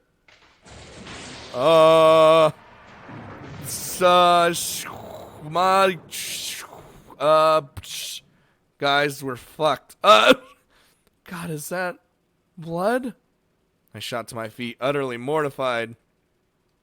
In that split second, I'd gotten a very good look at my fingers, and it really did seem as if they were covered in blood. But it wasn't just my hand. No, it was my peripheral vision that if my peripheral vision were to be trusted, it looked like the entire classroom was stained a deep, dark crimson. Crap, kind of smells like blood in here too. Without thinking, I backed away from where I'd been crouching. I tried rationalizing what I saw. How could a whole classroom become a bloodbath like this? Did something spill? Did someone stumble in here? What? Did someone stumble in here, get injured? What? This is impossible. It can't be. I mean, how? My whole body was quaking. I fled from the classroom, or rather, I tried to flee. What? It won't open. No, please, no. I don't remember locking it, and it isn't locked. So why can't I get it open? I pulled on the door handle again and again in a frenzy. This is why you shouldn't have come here for a stupid-ass pencil case! I was pulling so hard, it was like my fingernails might tear loose. Oh, God. But it just wouldn't budge. Why? Please! I was absentmindedly grabbing at my hair with one hand and slammed my fist on a desk with another. This was a nightmare. Please, no. What's going on? It was just a pencil, it was a pencil case. She grabbed the pencil case, it just so happened to have the pencil in the pencil case. Silence saturated the inky blackness of the room. I took several deep breaths in an effort to restrain my pounding heart. Calm down. I have to calm down. I'm probably just panicking because the door won't open. I'm sure I just misidentified whatever that is on the floor. I mean, it's preposterous, right? There's no way something like that could... I was certain that when I saw what it actually was come morning, it ended up being something totally random, like someone's old soda-stained gym clothes. Ew. That had to be it. Yeah. I probably just brushed against somebody's paint for art class or something. My imagination was just running wild because I was panicking. Well, that changes everything. And the door probably just has something caught in it, that's all. I decided to check out the hypothesis by feeling my way across the door and determining if it was jutting out from any of the cracks. Damn, not sure I can do this without being able to see. I fumbled around the gaps in the door, but I just couldn't make anything out that would be doing this. And the classroom's rear exit seemed a world away. Maybe there's another way out of here. No, this is the third floor. I couldn't get out of this classroom without exiting into the hallway. You could bust out the window and fall and rather die that way than dying a horrible death. Or at least see if you could climb. Let me out. I want out. still at a loss, I noticed a sudden flash of light through the hallway window, but the glass was only translucent, so I couldn't be sure of its source. Is somebody out there? Then there came the distinctive clomp, clomp, clomp of footsteps. Oh, of course. It must be the custodian. Yeah, that's what it is. I recalled the existence of a custodian who always patrolled the school grounds. I was sure he must have been taking a look around after the sudden power outage. Great, I'm saved! All at once, my fear-addled legs regained their strength. This nightmare would soon be over. Excuse me, I shouted to the custodian through the window, as loudly as I could muster. Oh, you're so fucking done, so Huey. Excuse me, I'm trapped in here. I had to be sure he heard me. I shouted again. Finally, I could see the light out in the hallway again, and it seemed to be getting closer. However, something's not right about this. Perturbed, I took a step away from the window. If that's a flashlight, shouldn't it be brighter?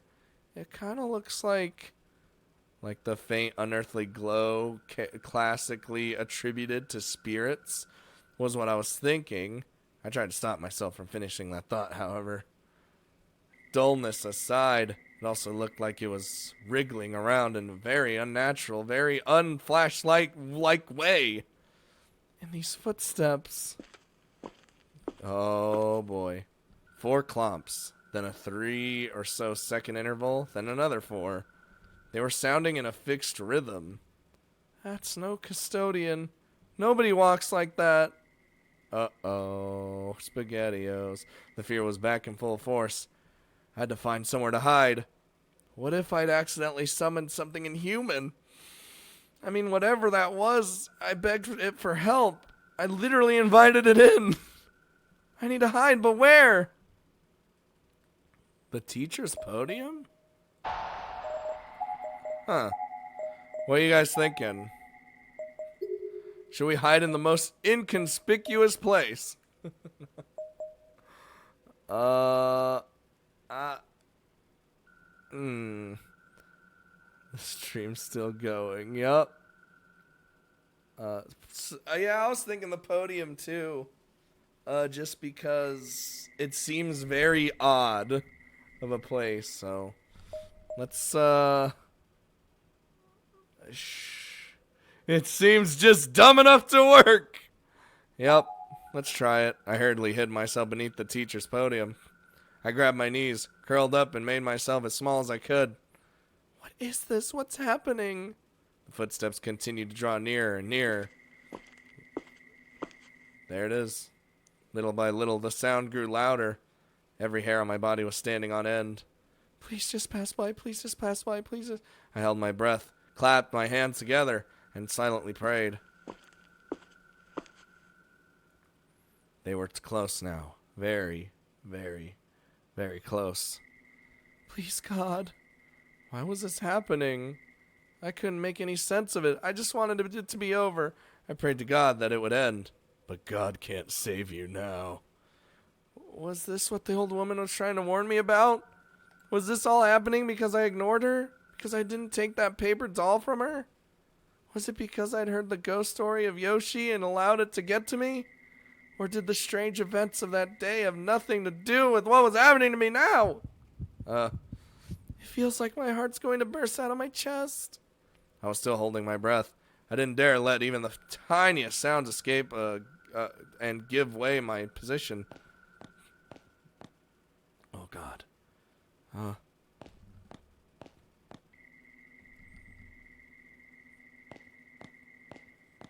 The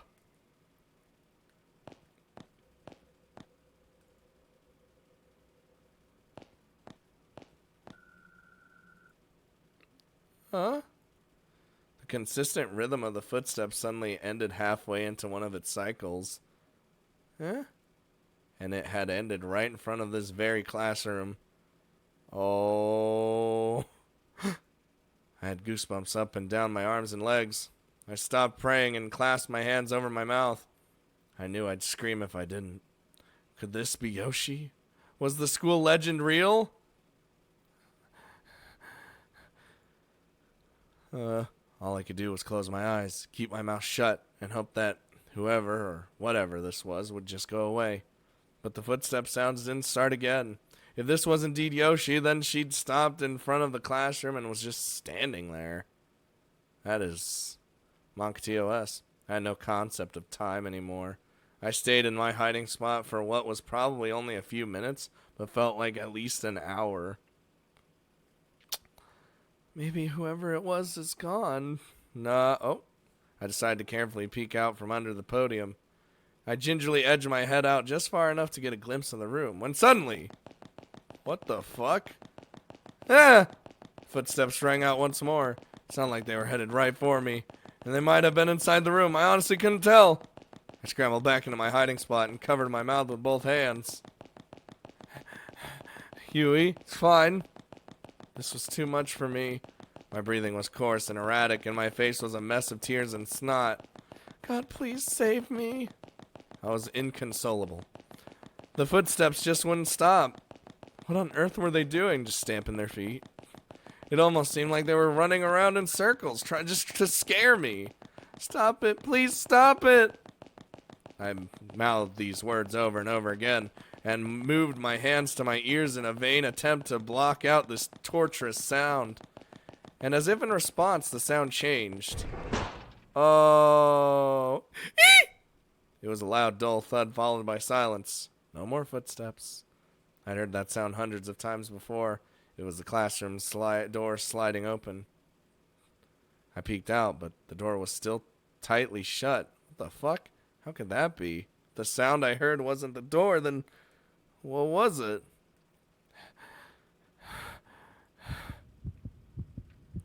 With little safety I'd felt here was pretty much gone. But to be fair, I wasn't absolutely certain the spirit had seen or heard me either. You mean you were shouting, please help me, you know? The prospect of stepping out into the open wasn't a desirable one. But I had to decide if it was better to stay where I was or make a break for it. I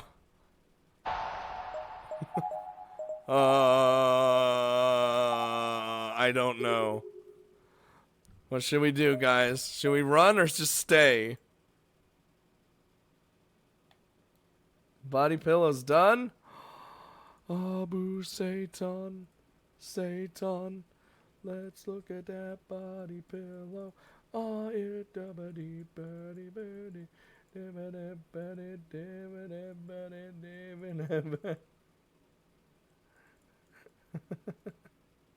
There it is. We failed you. We were on time. That's okay. I'm never on a lot on time either. Let's see. Just peek out, show yourself while trying to hide. Good idea. Hidden.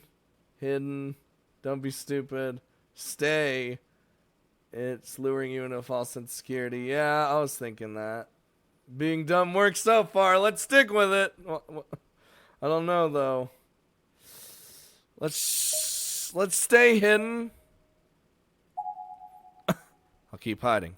It'll pass by for sure. It'll be okay. But it only took a moment for that decision to come back and bite me. God damn it! You guys betrayed me. Uh-oh. My body was suddenly weighed down. In an instant, without knowing what was happening, my fetally positioned form was essentially locked in place. It was like a boulder had fallen on top of me and was resting on my arched back. I twisted and shuffled myself around, trying to shake it off, but the more I struggled, the heavier it became. And what's more, it felt like it was slowly itching its way toward my head, as if it were planning on dropping down in front of my face. Was this a person? Guess who? It was a female voice, reverberating ominously as if bubbling up from the depths of hell. Ah! I squirmed violently, desperate to throw her off of me. Shall we play tag together? I'd rather you didn't kill me while we played tag. I'd play tag if, you know, we were just, you know. So, what happened? Well, we were hiding from the spoopy, scary skeleton ghost, and now we're stabbed. Or dead. My vision went red, or at least it felt that way. Whoever was on my back dug her razor-sharp fingernails right into my eyes. Oh, God! I collapsed on the spot. The pain was instantaneous and unbearable. I could no longer hold my position. I could no longer focus on anything but this agony. My eyes! Ah! Bad children must be punished. The pain shot through my head in waves. It was indescribable, unthinkable. I couldn't take it any longer. My consciousness faded, and I was gone. I will never know exactly what happened to me, but maybe I was better off that way. Well, guess we gotta run.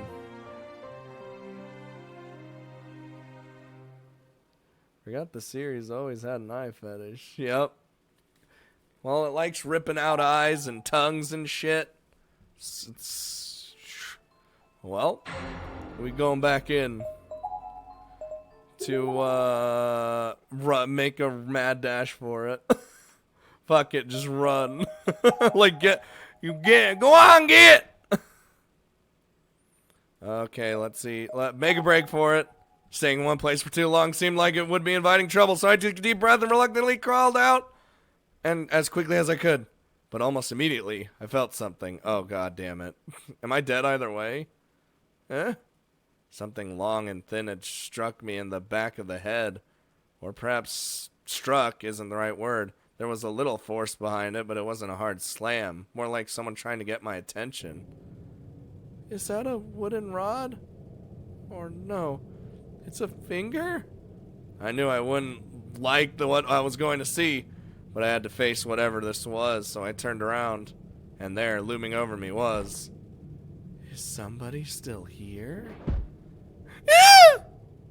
Go home, child. I mean, you know, if you just unlock the door, I would really like to leave. The figure was peering at me from above the podium, with one emancipated wishbone-like finger extended toward my face. I recognized this person instantly. No doubt about it. This was the strange old woman who'd supposedly passed away earlier. I was so scared out of my mind. I tumbled the rest of the way out of under the podium and shot to my feet. Oh, God. A ghost! There really was a ghost in this school. My breathing was ragged and my heart was pounding so hard I thought it might explode. Plowing through all the desks in my way, I ran as fast as I could out the classroom toward the classroom door. But that was as far as I could go. What's wrong? What's wrong? Yeah! Oh.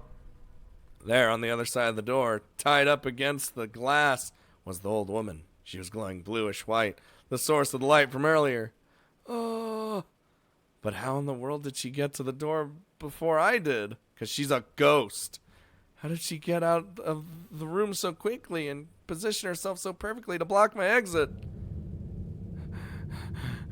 Oh, boy.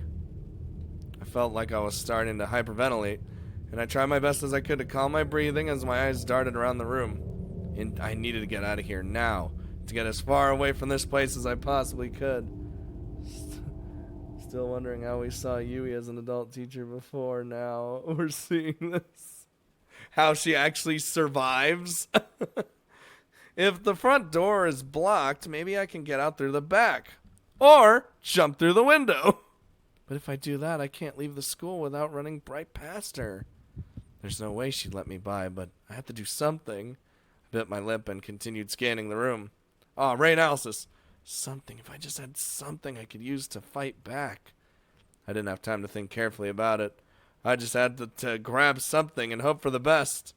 There were two choices, and I had to pick one on impulse before it was too late.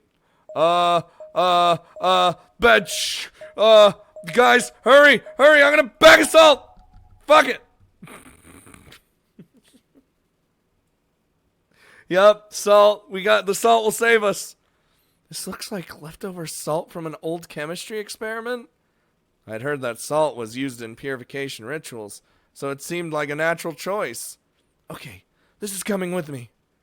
Yeah! I placed the salt in my pocket as a sort of protective charm. Back, you beast! Let the salt consume you! I'm scared. Well, here goes nothing. Pocket sand! just fucking reaches into the fucking bag and just hurls salt at her. When I looked over, the spirit of the old woman was holding out her hand from the other side of the door frame. She really was trying to catch me. I wasn't just being paranoid. She was trying to kill me and turn me into a ghost like her.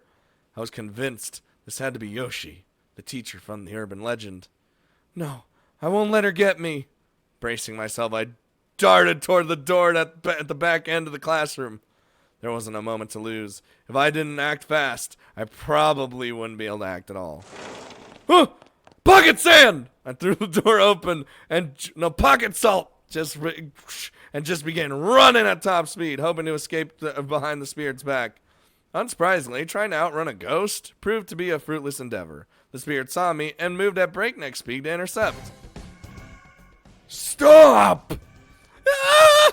Don't come any closer! I thrust my hand in my pocket and withdrew the bag of salt, then threw the entire thing directly at the old woman's face. Ah! Yeah! Get fucked, bitch! Let's go, bitch! Woo! As Chris would say. She's recoiled! Now's my chance! Damn it! I should have kept some of the fucking salt in before she's trying to help us. Oh no, she killed us multiple times already. I ran down the hall as fast as my legs would carry me, briefly glancing over my shoulder after a moment to confirm that the spirit was still writhing. She's helping us by killing us. I just kept running down that dark hallway with nothing but adrenaline and mortal fear to keep me going. I reached the stairwell at the end of the hall and made a mad dash toward the ground level. I was determined to get out of this building alive. Stop! Finally, still moving at top speed, I reached the window door leading outside. Almost there, I'm almost out, come on, come on! Luckily, the malevolent spirit hadn't caught up to me yet. It actually seemed like I might be able to escape. I might actually survive this.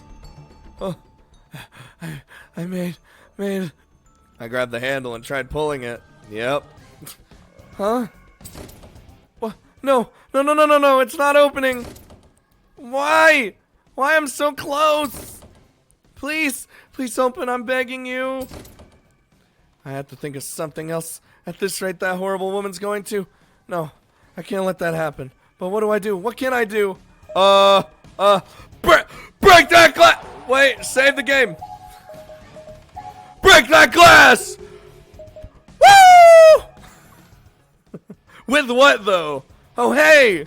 Putting my thoughts in order, I came to the sudden realization that I was right near the umbrella racks.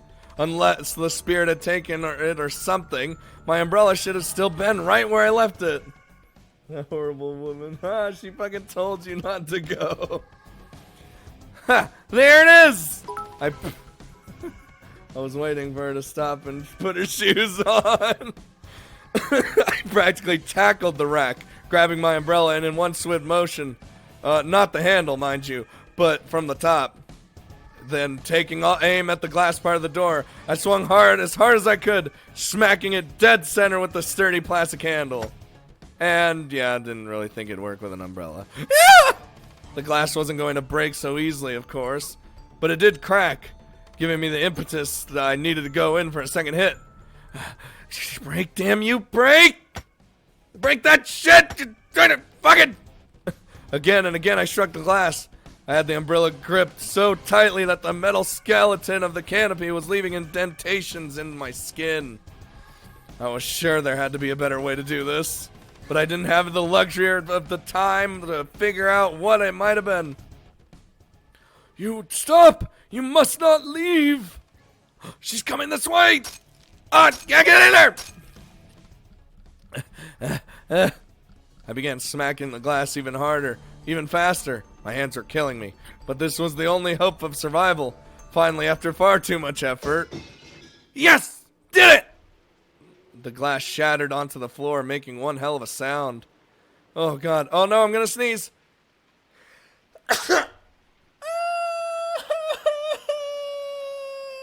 Tepid air whooshed in from outside. It was still pouring rain, but I was free now. Free to escape this hellhole. Okay. The pain I'd broken was on the lower half of the door, so, and I didn't care if I cut myself. I got down on my hands and knees and crawled like mad. And before she trying to help, I'm starting to think maybe now. Bless you. God damn it. I did it. I'm almost outside. I'm actually, I can actually escape. I'm safe. Watch outside. I felt triumphant. For a brief moment, the fear was gone, and I was basking in my victory over this malevolent entity. Huh? But it didn't last long before before I was even halfway through the door, I felt something coiling itself around my arm. With a start, I looked back. You mustn't go outside. Ah!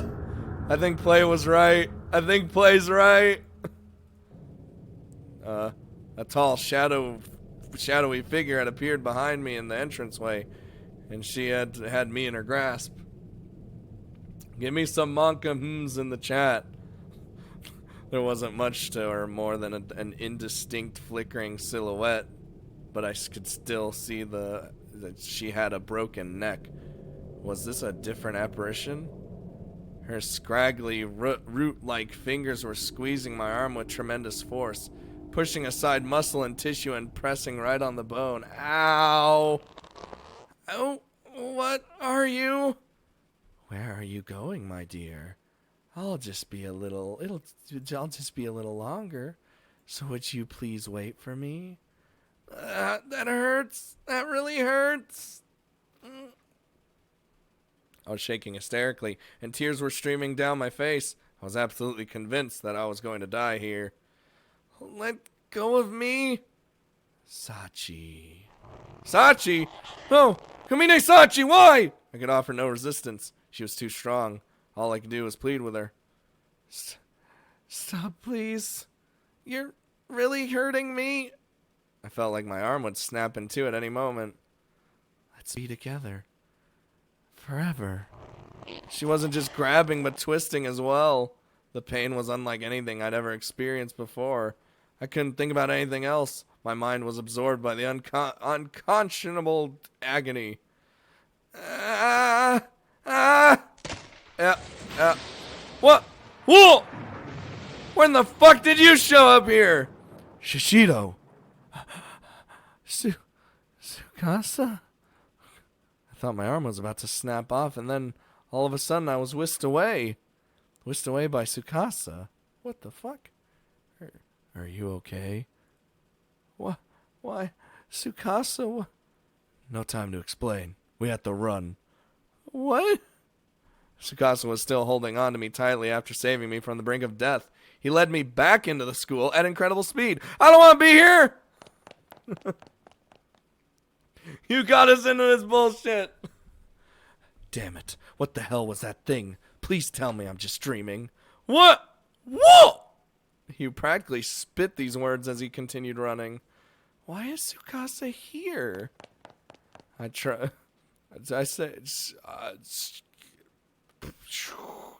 to match his his gait. And once we were a bit more in sync, I looked up at his face. Did I say Tsukasa? I meant Subasa. Tsukasa. Mikasa Tsukasa, alright? After we'd reached the end of the hall, he suddenly veered into the last classroom before the stairwell, pulling me in with him. Tsukasa. What if he was stalking us? God damn. Shishido, you okay? I'm fine. I can walk by myself. Really? Oh, sorry. My bad. I moved away from Tsukasa and almost immediately spilled onto the ground like a house of cards. Whoa. You sure don't seem okay to me. Maybe not. But I just need a few... What if we throw him out the damn window? Oh, we throw him out the window. It breaks the window. Then we jump and use him as like a mat so that we can land on him, kill him, and we just live. Hey, don't push yourself. Tsukasa grabbed my arm to help me up. Unfortunately, it was the arm Yoshi had been twisting.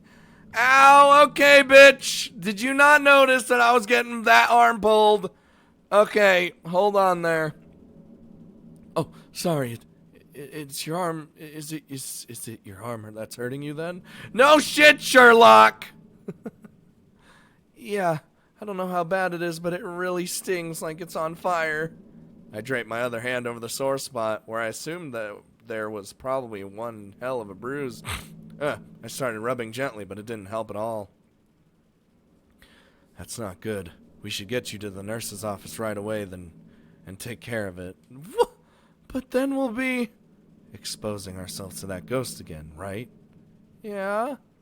Just thinking about going back there and facing Yoshi made me shudder. I couldn't believe he was even entertaining the idea. Don't worry. Even if she comes to get us, I'll keep you safe no matter what, okay? Oh, he's gonna make the ultimate sacrifice. Dude. He's gonna make the ultimate sacrifice. Wow. And then, years later, Yui's gonna make the ultimate sacrifice. Bruh. Don't worry. I'll still keep you still. Just starts licking her like a weirdo. Tsukasa. Tsukasa is Mikasa. Tsukasa's gentle reassurance actually made me forget the pain in my arm for a moment. I had to stop myself from blushing, or try to anyway. We need to treat your injuries as quickly as possible, or they could get worse. The nurse may not be in, but I can at least supply first aid, because I know how to do that. Okay. Trigger.jpg. She survives this, and then has that little sickness, and then just Vietnam flashbacks, all this bullshit. Maybe she's just dreaming about it. Yeah, the Vietnam flashbacks, man. But again, this is probably an alternate like timeline, universe, brain, space marine thing. All right, then let's go. Yeah, Tsukasa offers me his hand, and I graciously took it, squeezing it tightly as he leads me back out into the hallway. Tsukasa's hand, it's so warm. Despite the fact that nothing has really changed, I was still in just as much danger as I had been. The paralyzing fear I'd been feeling was gone. If it were just me, I would have never been able to get through to do this. I would have frozen up, but with Tsukasa leading the way, I felt like I could do anything. Tsukasa better have gotten mad puss for this crap. No, he's so gonna die. Shishido, are you okay to run? Sure. With my blessing, Tsukasa upped his pace significantly. Please don't let her show up. I prayed silently for smooth sailing as I followed Tsukasa's lead. As long as he's with me, I think I'll be okay. I gently squeezed his hand again, as if to reassure myself that he was still with me. I was starting to think maybe Yoshi was gone. Maybe we'd thwarted her. But of course, just as I was thinking that, she made her presence known again.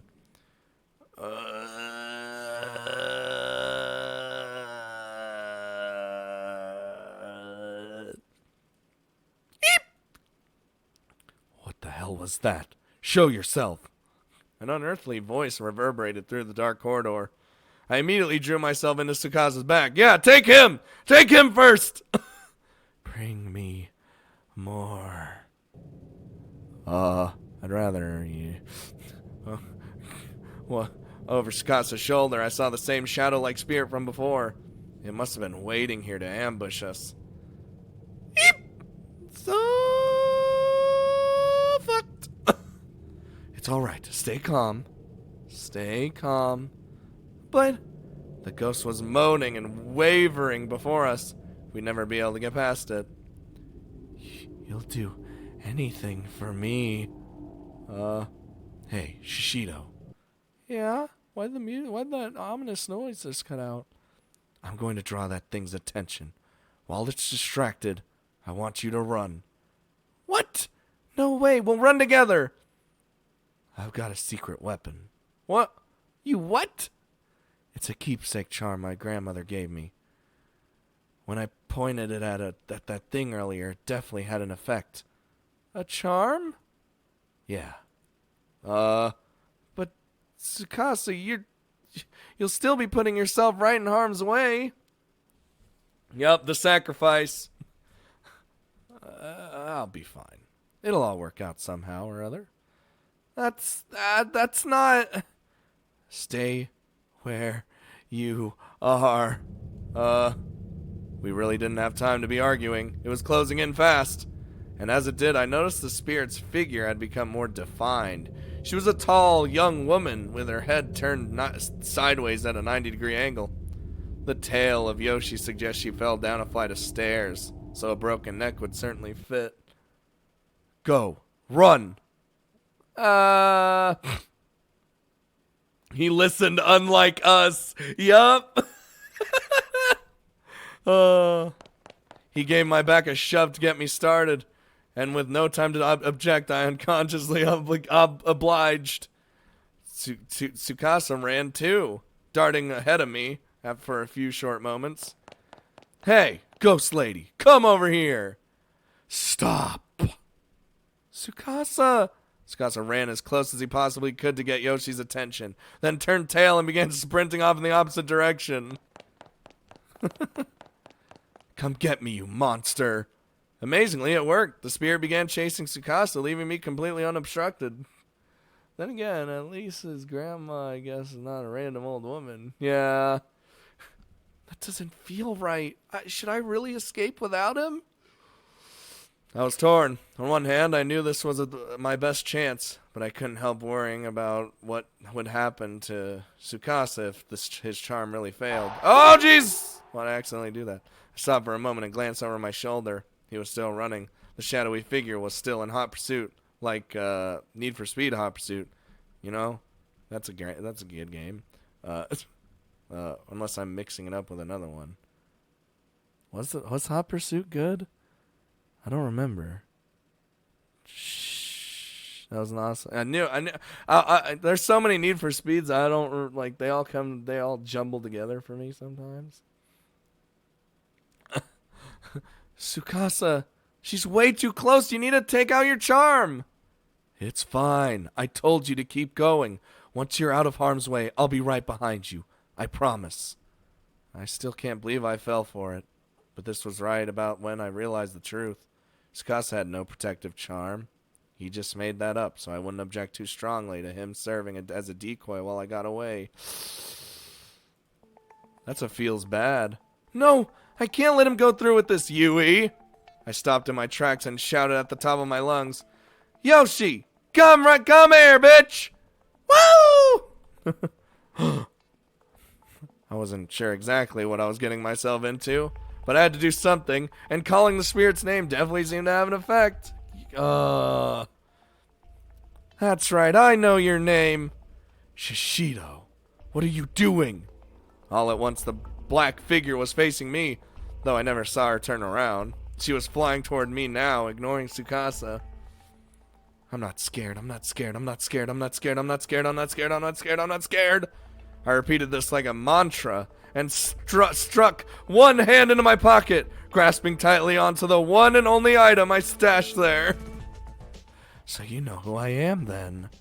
Unlike him, I have a real protective charm. Is it the fucking... Tsukasa's care, his effort, his beliefs, they were all packed in this pencil! Kneel, bitch, before the pencil! And tremble! And when you get right down to it, that's what a charm is, right? I squeezed the nubby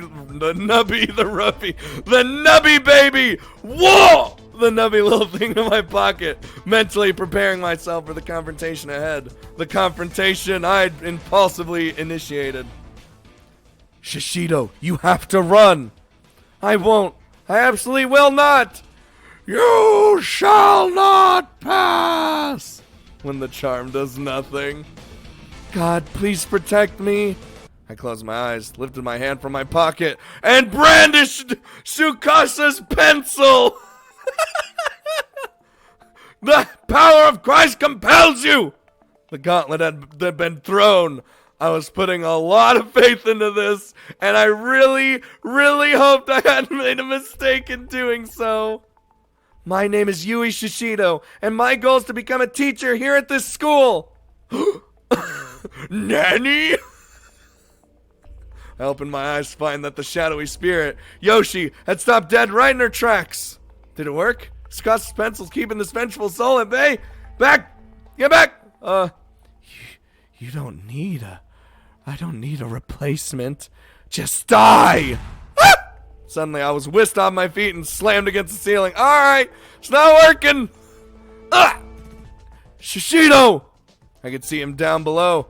He was staring up at me and desperately leaping, trying to catch me, I suppose, even though he'd never reach. Tsukasa. I called out to him over and over again in my mind. If he could get away, if he could survive this ordeal, then it would all have been worth it.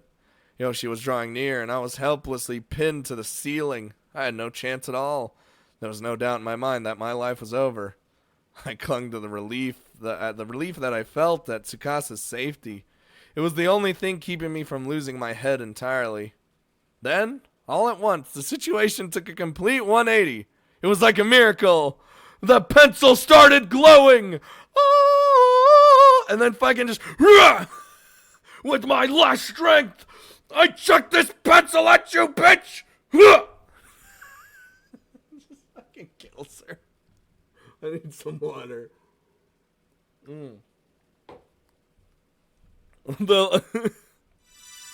Whoa! It is. The old woman was trying to save us.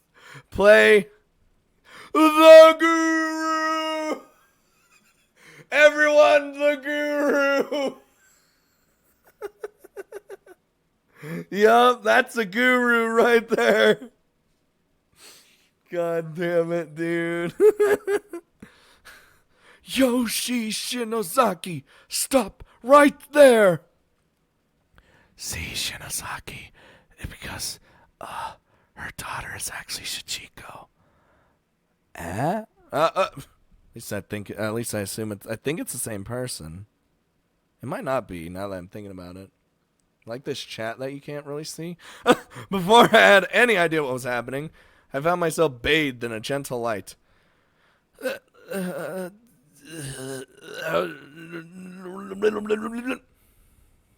woman from this morning. I'm sorry I was unable to protect you. But now, at least the evil will spread no further. She just comes in. She's got like a fucking Gandalf like robe and hat and beard. And she's just, you shall not pass. It was the old woman who collapsed in front of my house. She was standing down below me, enveloped in a warm glow. The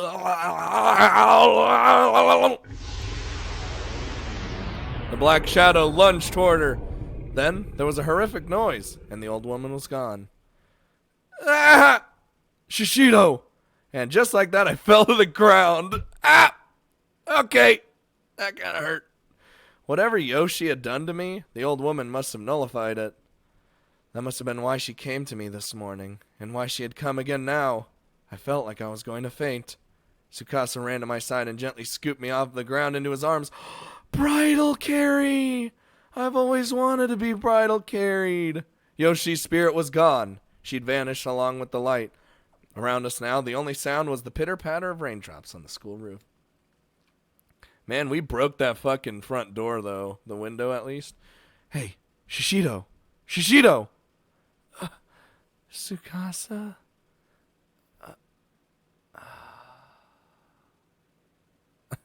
Can he not touch us? I'd suffered quite a bump on the head from my fall and was decidedly disoriented. But I still had enough sense to put my arms around Tsukasa's neck. Damn.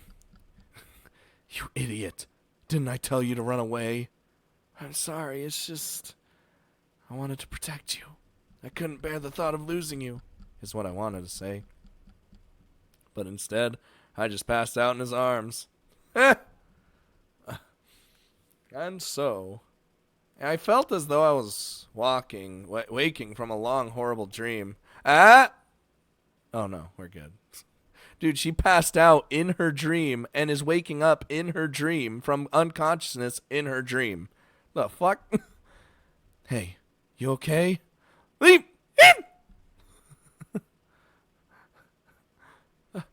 Shishido? Where are we? Man, how hard a fall was that? We're in the nurse's office, can't you tell? You already knew, Play. You already knew.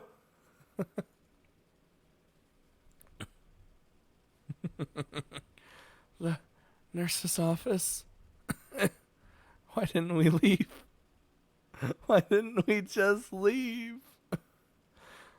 It occurred to me to look around at my surroundings. Probably something I should have done before asking about them. But in my defense, I was out cold. Beige walls, pink curtains, white beds with solid blue covers. This was indeed the school infirmary. No doubt about it. Why are you... A better question is why you're here.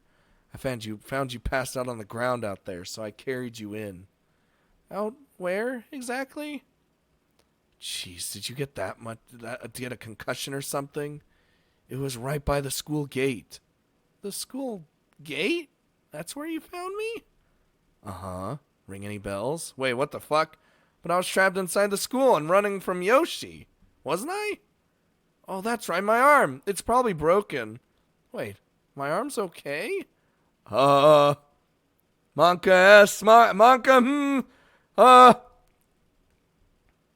Your arm?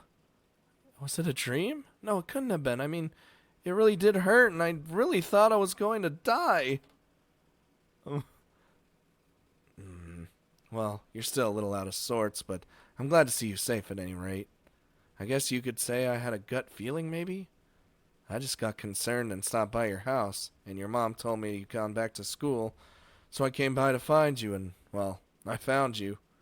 Tsukasa, Yes, there'll be time for thanks and such later on. Right now, there's something I've got to do, so hang on a sec. Where, don't leave me alone! Where are you going, Tsukasa? I wanted to ask you about Yoshi. Ah, Shishido, good to see you're awake. Ma'am? You gave us quite a scare. Mikuni was pale as a ghost when he came to get me.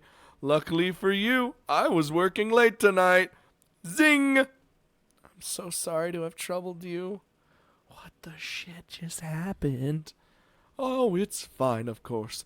But you were really moaning in your sleep. Were you having nightmares? Nightmares? It seemed like you were. Mikuni was worried sick about you.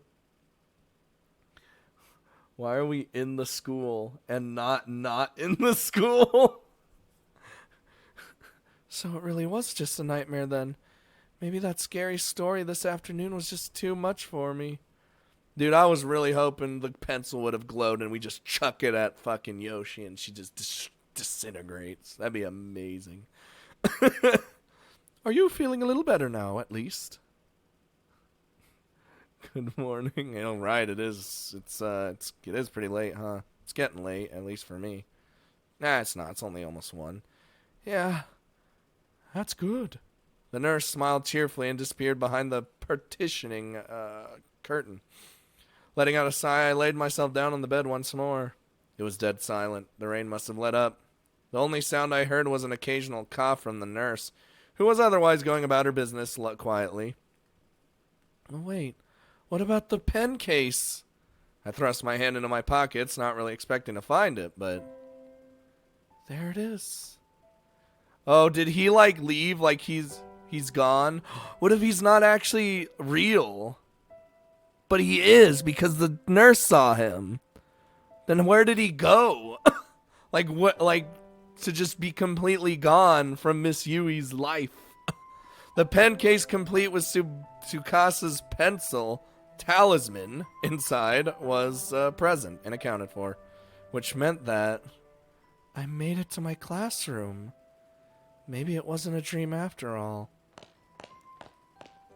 Hey. Oh, Tsukasa, welcome back. I was still trying to remember the exact details about what happened when I unexpectedly felt something cold press against my cheek. What are you... You were sleeping pretty restlessly, and sweating an awful lot, so I figured you might be thirsty. Here, It's a cafe milk bullshit. Oh, thank you. Tsukasa went out of his way to buy this just for me. I love him. It was a lovely gesture. How could I possibly refuse? Hey, isn't tomorrow, or I guess it's today now, but either way, don't you have an entrance exam to take? What time does it start? At 9. So in 4 hours then. Jesus Christ! I was out that long? God, I don't even want to think about that right now. Not after the day I just had. Jesus. So what? We were in that place for literally... so like, it's 5 in the morning? Jesus Christ. Like 10 hours? I've been put through hell on earth. Taking a test was the furthest thing from my mind. I was in tears, and I had no idea why, but maybe it was because I was so relieved. Glad to be alive.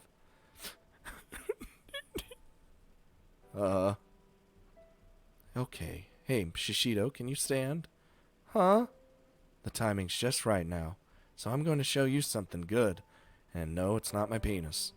Oh. It's going to be that place that he didn't want to bring us. She says hell on earth. She ain't seen what happened to the other characters yet. Oh, she does one day. Something good? Yeah, or rather it's something I really want you to see, if you're up for it. Sure, I guess. My nose was still running, but my heart felt a lot lighter. I no longer felt threatened by the school. I was comfortable and safe. Defo his dick. God damn it, play. The two of us left the nurse's office with Tsukasa in the lead.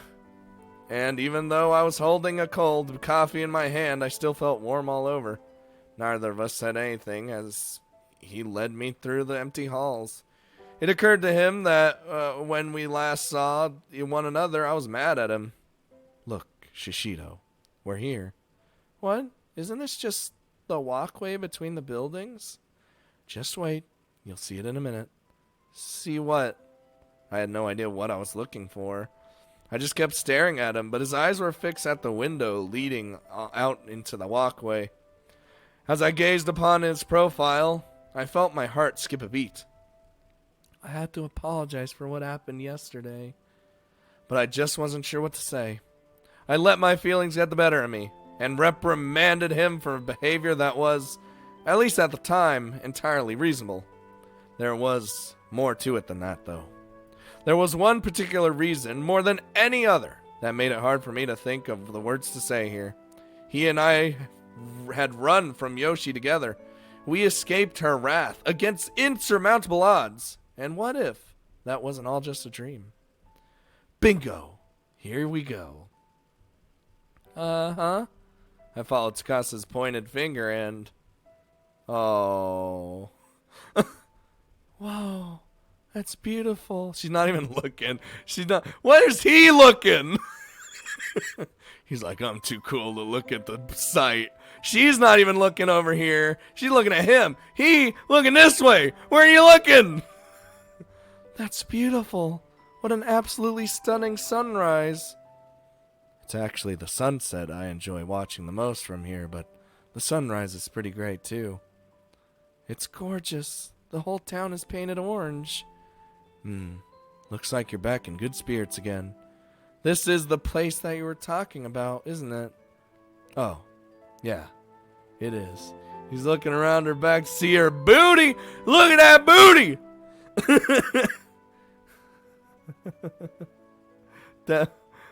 He's looking back like that wasn't fucking worth. Weeb bud.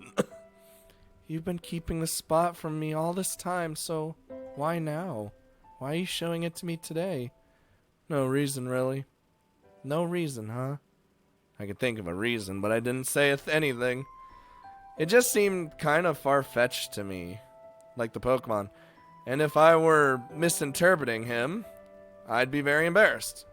He couldn't possibly, could he? My face felt kind of warm. I placed the sweaty milk coffee shits can on my cheek and sighed softly. Hey, you feeling okay? Your face is really red. What? It is? You aren't still feeling faint, are you? No, nothing like that. It's just... Yeah, it's just the sun. Just the way the light's playing off my skin, that's all. Oh, okay. I'm stupid enough to believe that. Boys can be so dense sometimes. Hey! You right. Good luck on the exam, by the way. If you head back now and get ready, you should still be able to make it. Thank you. That's what I like about you, Tsukasa. Huh? Also, sorry. For what? Well, it's just that yesterday things might have seemed a little awkward between us after talking about the school legend, remember? Oh, yeah. I think I remember something like that. What do you mean, something like that? I was really bothered by it, you know? You girls obsess over the littlest things sometimes. Me? I didn't think anything of it. Really now? You want to fight now? I let out another sigh and turned back toward the morning sun, stretching my arms skyward as a sudden wave of exhaustion overcame me. I shouldn't be awake right now, so I guess I'm gonna... No! Tao, you have to stay. I have a feeling we're almost done with the story. The day got brighter bit by bit, and I just stood there, silently trying to piece together all the jumbled thoughts rattling around in my head. I was...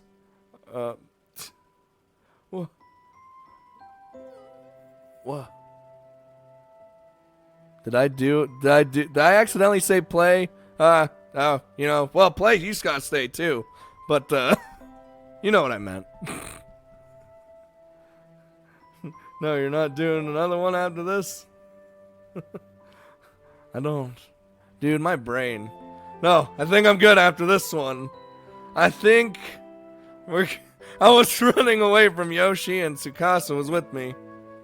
Then I was saved by that old woman. It really was a dream, huh? Nah, just monkey. Okay, I guess I'm not crazy. As the bright rays of sun wash over me, I felt new life and new hope welling up from within, and finally come to terms with these horrid events. Guess I'll stick to the end. Yeah, that's a hoper's. Most likely I got the pen case without incident, but then, on my way back, something hit my head and knocked me out. That would be just my luck. Oh, hey, Shishido, don't move. Huh? Stay right here, just like that. I didn't know what he was planning to do, but he was staring right at me. Felt kind of like he was staring into my soul. And then... What? Slowly, Tsukasa drew his face toward mine. Is he? Shishido. No way, is he really going to? I shut my eyes. I was ready for this. Or maybe I just didn't want to look. But the next sensation I felt wasn't quite the one I was expecting. Shishido, what happened here? Huh? He'd grabbed my arm for some reason and was staring down at it intently. What the hell was he... What was he doing? Whoa, that is... What is that? Seriously, I had no idea that was there. Turns out he was just concerned by the strange bruise I had apparently received, which it wasn't a fucking dream, which had momentarily become visible when I raised my arms. It was right around my elbow, right where Yoshi had grabbed me in my dream. Looks like it hurts. It doesn't hurt at all, actually, but... But what? Never mind, it's nothing. It's nothing at all. Given a wry smile, I gently pulled my arm from his grip. Hey, Tsukasa? Yeah? Before we go home, I have a favor to ask you. What is it?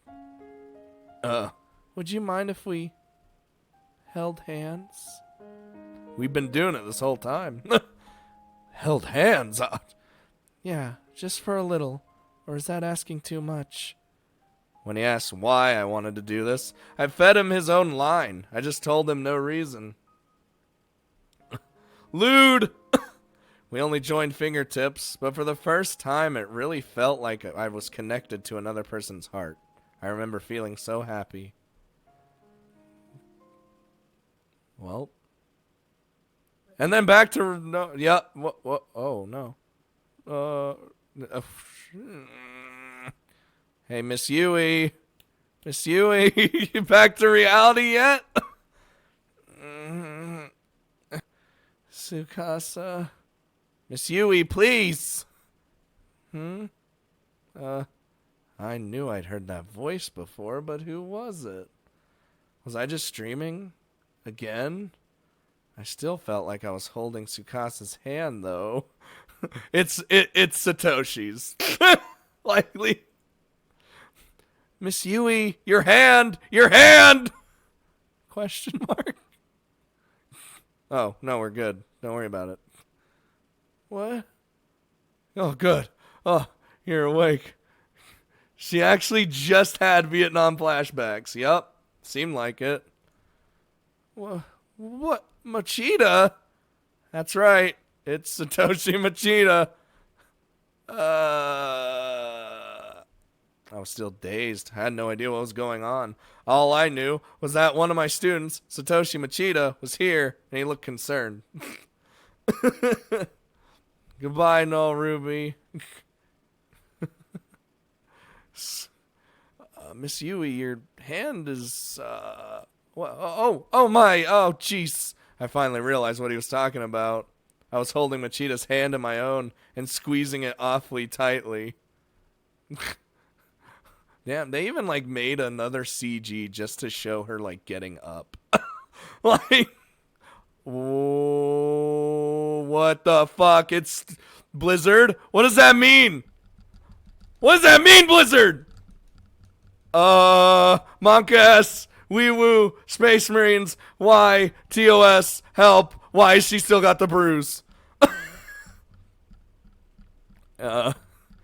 Excuse me, please, I'm so sorry. It's no problem, though I have to say, you have a really strong grip, Miss Yui. Everything was real. Is this the same? I mean, I know, but that bruise should be gone by this point. It's been years. Maybe it's one of those that don't go away, I guess. Yeah, I don't know where that dude is, though. Do I now? In the past, I was renowned far and wide for being a weak and dainty young beauty, you know. How exactly do I respond to that? Well, you could say something nice. Machida was a good student. He and I got along so well, and we were already falling back into our usual pattern of good-natured ribbon. Except... Oh, wait a minute. Why are you here, Machida? Well, that's, I told you earlier, didn't I? The scar never fades. Well, but, like, can bruises stay? I thought bruises were always kind of the thing that usually went away at some point. I guess I shouldn't be surprised you don't remember anything. Oh, back to the music! Yeah! What am I supposed to remember exactly? A little while ago, you ate some porridge I made and took some medicine before passing out again. I told you everything then. You did? Have you seriously forgotten all that? Completely. Her lewd, loose pajamas. We're not gonna tell her about that, alright? Don't laugh. Jeez. Machida sighed and pointed at the table. Class notes from Mr. Yamazaki. Wait, did you come all the way just to deliver these? Yeah, and when I did, you were in a pretty bad way, so I made you some porridge. Oh, and the cat. Don't worry, I had permission. Monette said I could borrow your kitchen. Monette did he? I stroked Monette's neck, and he lied down contentedly on my futon. Such a pretty kitty, I was getting kind of wrapped up in petting him, as I often did. I almost forgot Machida was there until he let out a huge sigh.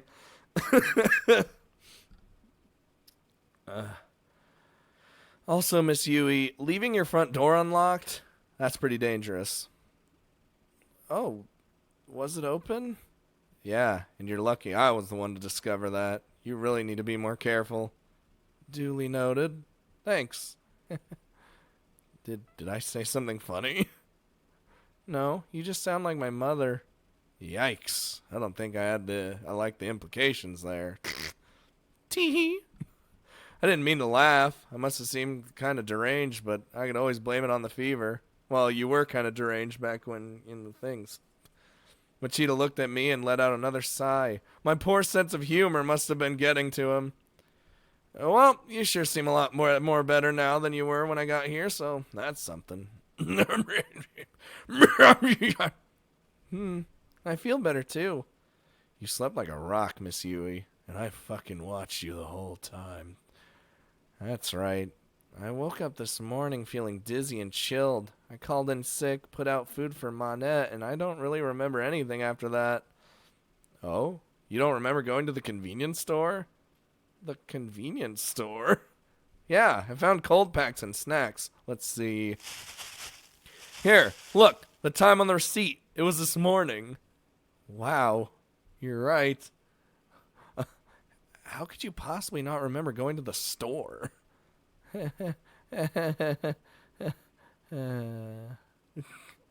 Would she bang her, what?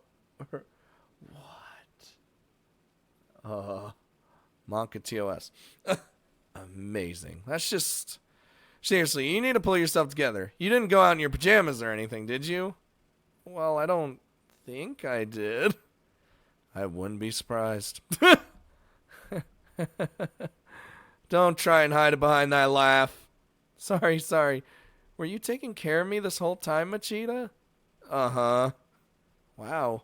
I'm really sorry you had to stay this late. It was already past 10 o'clock in the evening.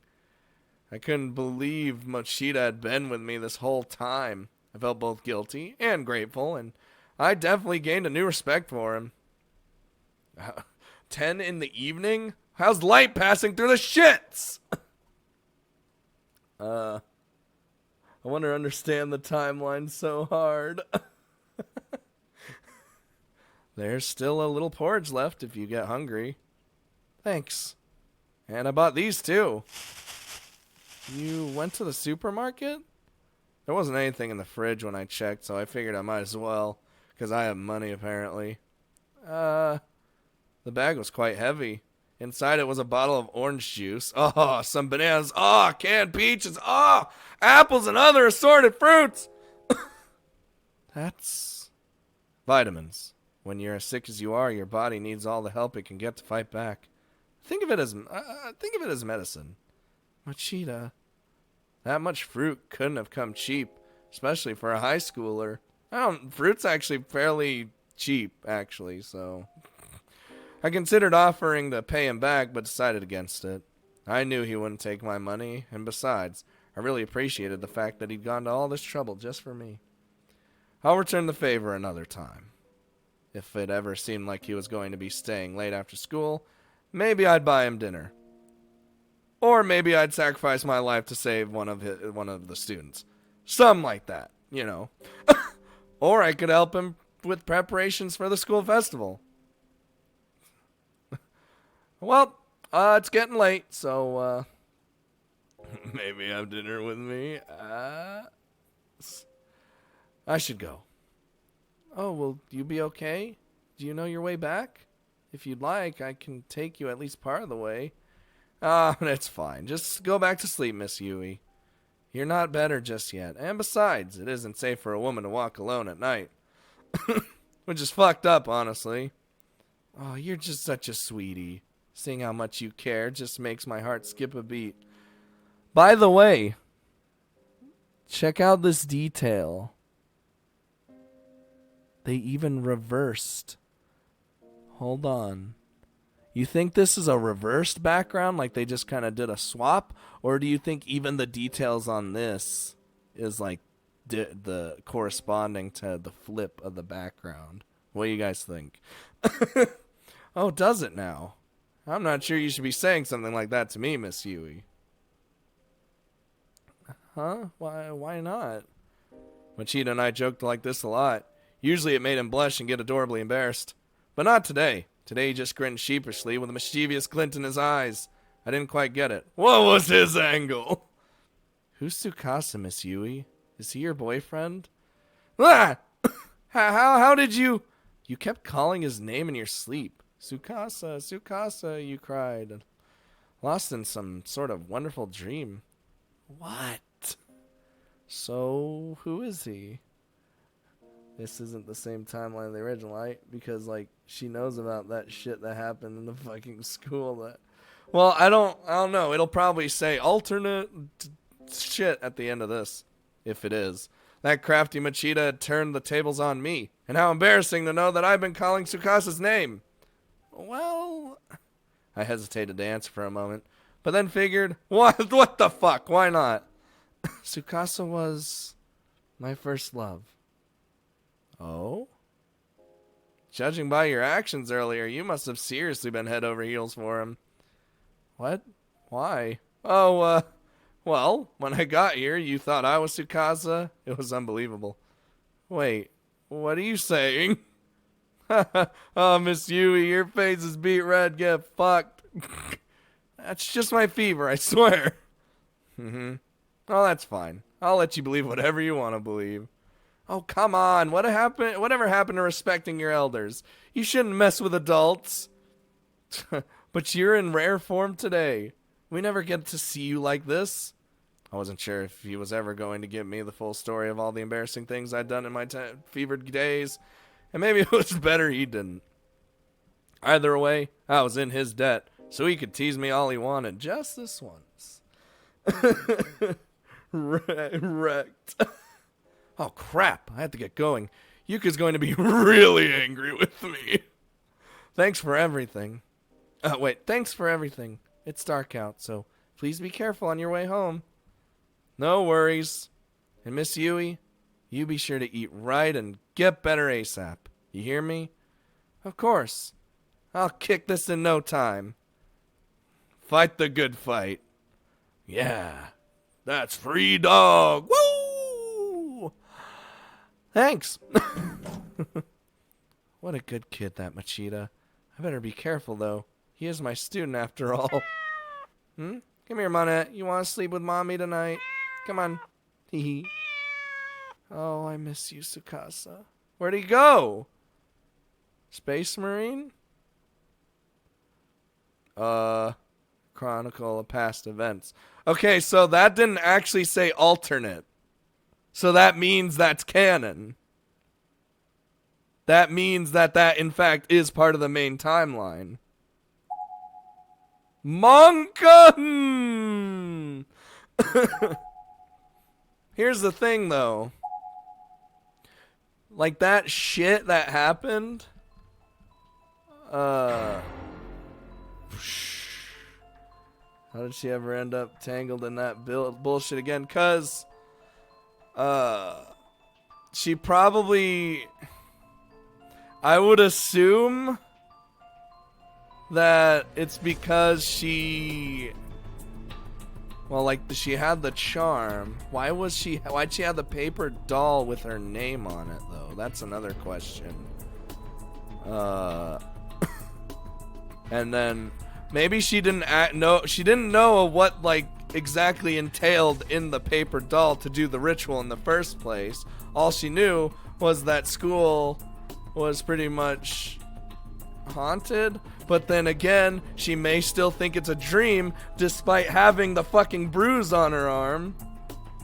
Dude, there's a lot of story implications.